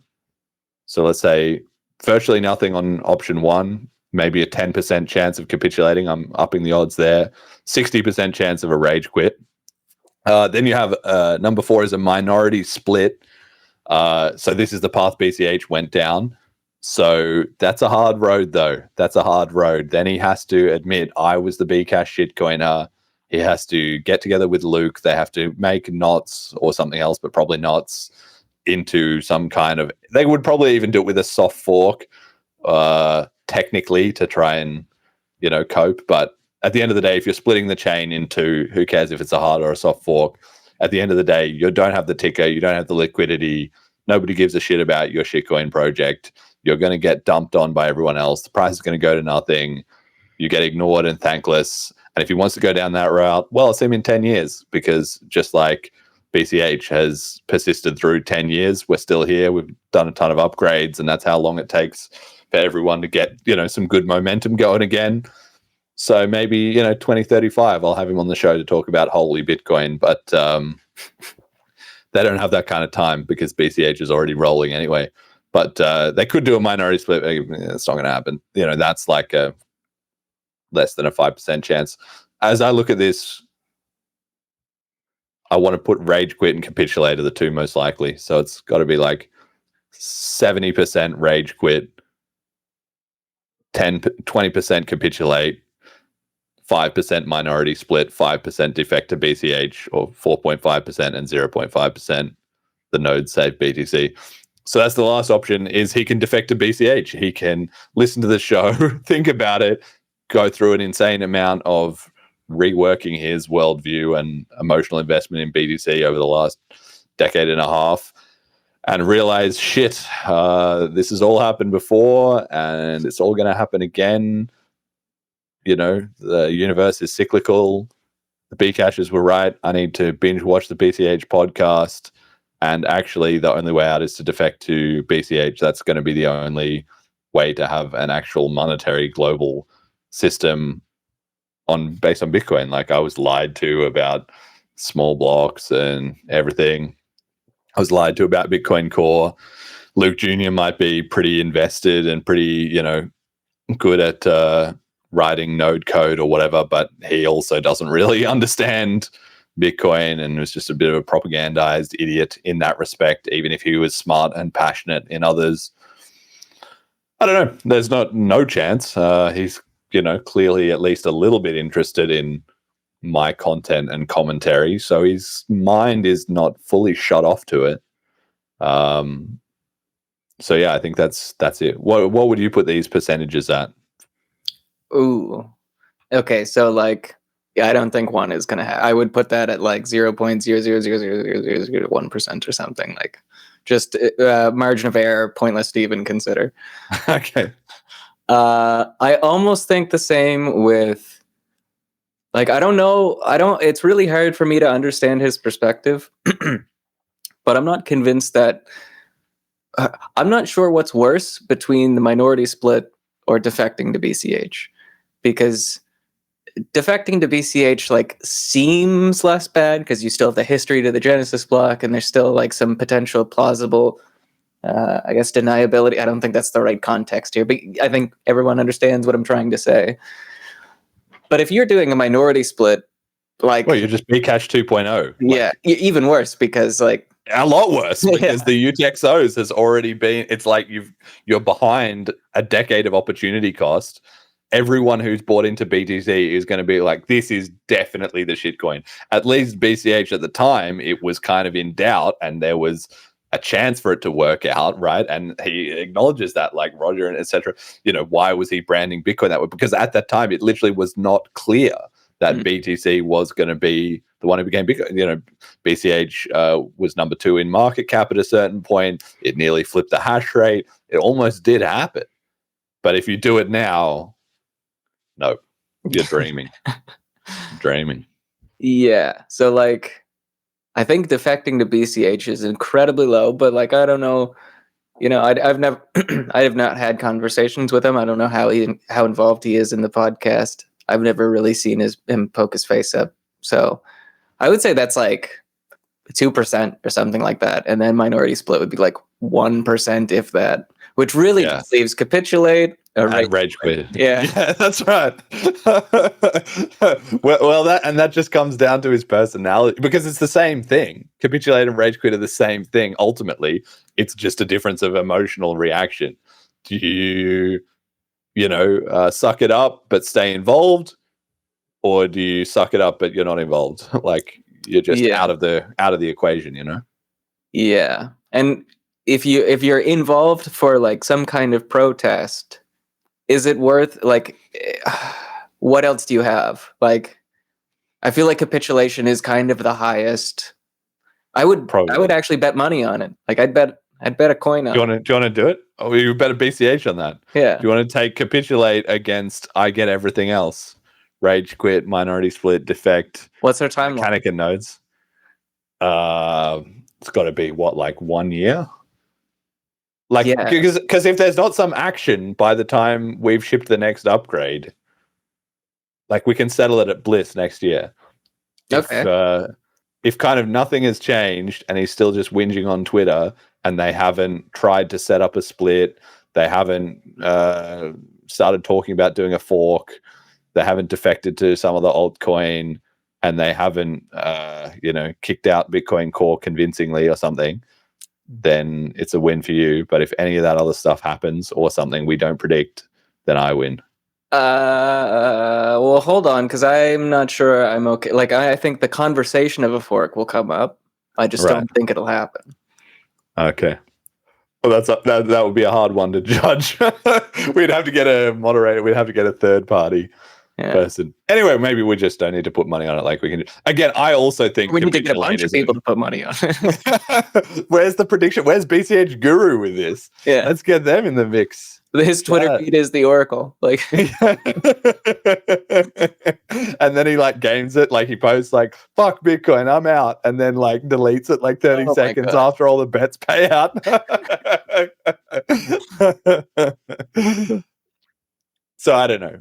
So you're like 95% chance pretty much between capitulate and rage quit, and really it's same, Yeah. All right. Can we run a poll? Like, maybe we should run a poll on this after on Twitter. We can run a poll.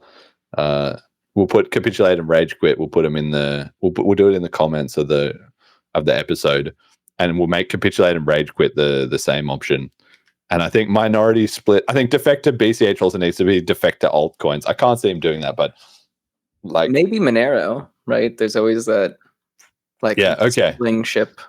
All right, because you only got the 4 options. Then you've got they save Bitcoin, capitulate / rage quit, like they're out, minority split themselves, or defect to BCH or Monero. Those are the options. Saving Bitcoin is wild to me. That is also that like Reardon is on the other side, being like, enjoy your fork coins when you're campaigning for OpCat and CTV. CXFS, whatever. Yeah. I was trying to think of what he called it. Yeah. I don't think either of them are going to get anywhere. Like, no, of course not. Of course not. Roman That's it. Yeah, exactly. And it's just the marionettes. It's the same thing. Like, that just serves the agenda perfectly. The more infighting and the more chaos and stuff there, and they've even developed those copes where they're like, Bitcoin is for enemies. We know it's working because everybody's in disagreement. Like, what kind of maladjusted like mentality is that? It's working when everybody is fighting and nobody's getting what they want. Like, okay, if that's how you're going to say that's what decentralized is, that's nonsense. It's a waste of time. That's nonsense. Like, a lot of things can be decentralized without being a shit fight of everybody involved. I don't want to recreate democracy here. Like, we don't need the checks and balances. We need shit that works well for the people. Yeah. Yeah. All right, so we got meme of the week. Jerry kind of summed it up quite well. And this comes to the previous slide. He said, BCH is the real Bcash, not this Knots knockoff, which that just summarizes it all right there, doesn't it? You know, like BCH was the ones who are originally fighting to preserve the Bitcoin vision. And it's ironic because it was BCH is the real Bitcoin. But now BCH is the real Bcash. Knots is not only not the real Bitcoin, it's not even the real resistance to maintain the real Bitcoin. It's just a copy. So they can't fork off, they can't do shit. So what's their Bitcash 2.0? Oh man, feels bad. And then I don't know. We got another meme of the week as well too. I had to mix something at least into this show that was not related to this whole drama, although it kind of is. This is this guy Gainsey, who I'd never even heard of, but he's some guy in crypto saying how much ETH sucks, and it's pretty funny. Let's have a listen. Currency do you think they'll use? The Ethereum Foundation is a piece of shit retard. Vitalik literally looks for the most retarded people and then hires them. He's like, are you a virtue signaling retard? You're hired. As a matter of fact, here's the treasury. Give out grants to more retards. Wow, I can't believe ETH is dying. I can't believe no one's using it. ETH is such a fucking joke. Like, ETH is a joke, Vitalik's a joke, the foundation's a joke, everyone they've hired is a joke. Everyone other relating to it is a joke. The KOLs pushing it are jokes. Bankless fucking joke. Just everyone within ETH, every .ETH is just trash. There's no one that's in that web that isn't just complete fucking trash. And the sad thing is a whole lot of us held, we fucked up, but we own up to it. Like, you're not going to be telling us about ETH and having us defend it. No, there's nothing to defend. We fucked up. Then you have these retarded .ETHs. They will still defend it. They're like, oh, you're funding it. You know what that means? It's the bottom. And they say this like every week for like 2 years. You've got to be a special kind of retard to keep saying that and keep being publicly wrong. You can literally pull up an ETH chart, pull up their tweets, paste them on, superimpose them, and it's like worse than 50 IQ. It's not even left curve. You have to go like, I don't know, 6 sigma to the left to find out how retarded they are. It's worse than special ed. There should be a new Special Olympics for these retards. I don't know where they belong. Just lock them away and never let them tweet. Never let another human being interact with them. It's worse than like rat poison.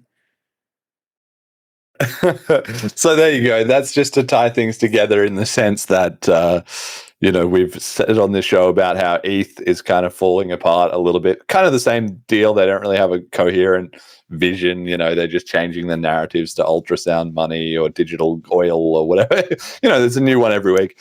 And that's, of course, not working out for them. Their price has been falling against BTC.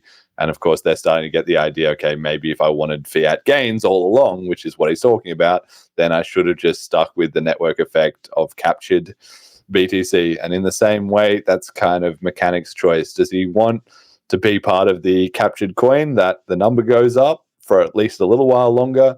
Or does he want to fight for an actual vision? Does he have an actual vision that he wants to realize and change the world? Because if he does, it's join BCH or get working on your hard fork block. That's the only ways it's going to go down. Okay, very quickly, just a couple of other bits of news. BLISS went great. Everyone really enjoyed it. I loved seeing Milan and Nikolai there from Nano. That was cool. Peter Risen seemed to have a great time. Sally Mayweather had a great time. Parity USD got announced by Matthew. We've got a whole bunch of we'll publish all the videos from that soon. People were asking whether or not we're going to do it in Ljubljana or relocate. That's still under discussion, but I'll give an update about that, when we have it.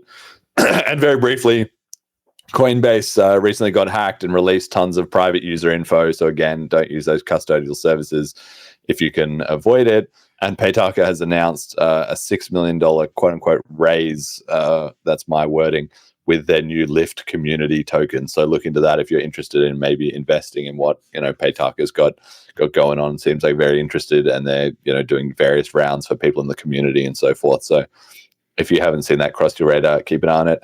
Okay, let's skip the next slide and straight to message to the community. What do we think the BCH community needs to hear? It needs to be messaged to Bitcoin Mechanic, really. It doesn't need to be messaged to the community. Yeah. We're killing it. We're doing a great job. Yeah. I think things are going great. I think things are going great in BCH. And I think this kind of stuff happening, like we're not involved. That's the thing. I don't care. Whatever all those different options are, doesn't really matter. Like, it's not no skin off my nose. I'm just going to keep spreading BCH adoption. We're just going to keep making progress, and that's all there is to it, really, right? Like, this stuff is good to watch, and I, get involved to the extent of putting out information about it and updating about it, because the BCH community needs to know about these things so that you don't look like an idiot if you're going to a crypto meetup or if you're talking to BTC people or whatever. And there's a lot we can learn from it too. A wise man, learns from others' mistakes. So there's a lot of value to it in that sense. But I think we're doing great, and I've been very glad that we haven't even had time on the show to do this episode until after BLISS. Like, there was all going on for weeks beforehand, but we could only we had the Jason Dreiser one, we had BLISS, and we only got around to it now is because our agenda is so full up with more important shit than all this drama. But my heart does go out to Mechanic. I feel you, mate. I went through it myself, accepting that BTC had been successfully hijacked and that the way forward was going to involve quite a bigger journey than I'd ever initially realized. How high the actual mountain is to spread peer-to-peer adoption to 8 billion people, despite the pushback of both very intelligent and very well-funded, operatives. Maybe pick up a copy of Hijacking Bitcoin. Maybe go back and listen to the hoax episode. You can listen to it on episode 119. Skip to 45 minutes in and start listening. And maybe listen to that one we did about the Taproot Wizards, the inscription stuff, episode 80 as well too. How crazy is that was like 2 years, two and a bit years, and 3 upgrades ago. Like, isn't that nuts? It doesn't seem like it's been as long as it has. Like, I think it was yesterday I was telling Alex, like, I got into Bitcoin in April of 2016, and yet it feels like it's just like 3 years ago, right? Like, it's been almost a decade. Yeah. Time's always moving on. That's the other thing, and I said that before, like, sand is always running through the hourglass. Like, that's where Reardon and Mechanic, they're in the same boat, is that they're both don't have that sense of urgency. Like, it's now or never, guys. Like, it actually is just fucking now or never, because every single day you wake up, it's a new day. The sun's gone around the earth another time and whatever. And you're just kind of like, shit, we're still captured and still bickering over this same CTV nonsense or the same whatever. Like, just go watch the BLISS streams. That's what it looks like when you're winning. That's like, people are having ideas. They're launching new projects. Upgrades just ship. There isn't even that much fanfare because it's like, yep, got it in. Good stuff, guys. On to the next one. What are we delivering next year? Bitcoin's for enemies. Drop all that like cope. And get involved in Bitcoin Cash, basically, because we would love to have your talents and effort. But if, this kind of presentation is not convincing to you, I don't know what will be. And or feel free to just crack on, prove us wrong. Just save BTC from the hijackers. But your track record not looking too good on that front so far. But maybe you know something we don't. Keep evading that reality. Okay. All right. Fund Me contributors, episodes 146 to 155. You can still donate, actually, if you want to. Majamali Marcelo, Funding Father, Molecular, the show we love, at Cash Stamps, BCH for the win, Cash Dragon, RealBitcoin.cash, Murray Store, great work, Burning a Cattle, Bitcoin is Cash, Milton Friedman, Emergent Reasons, Stay Grounded, Grow Big, Canach, BCH is the Michael Jordan of crypto, yeah, beer, keep building while BTC fights and stagnates, very appropriate comment, actually. The stage is set for MOE plus SOV, must obsolete, East first, true. Purely peer.cash, discover the thrill of quest hunting, finding hidden cash drops, and collect BCH. And Doremus, keep building. You have full support from many. Okay, thank you to our donators. Thank you to our patrons, Rick and HP, and our sponsors. Check out BCH Bull. Thanks for watching. The Start Guide FAQ and links are at bitcoincashpodcast.com. If you're new, listen to episode 85. If you don't know about the narrative hoaxes and all that stuff, listen to episode 119. If you're interested in the Taproot inscriptions bug and how that all got rolling, listen to episode 80. Try Celine Wallet at celine.cash. Final shout outs. I got a bunch.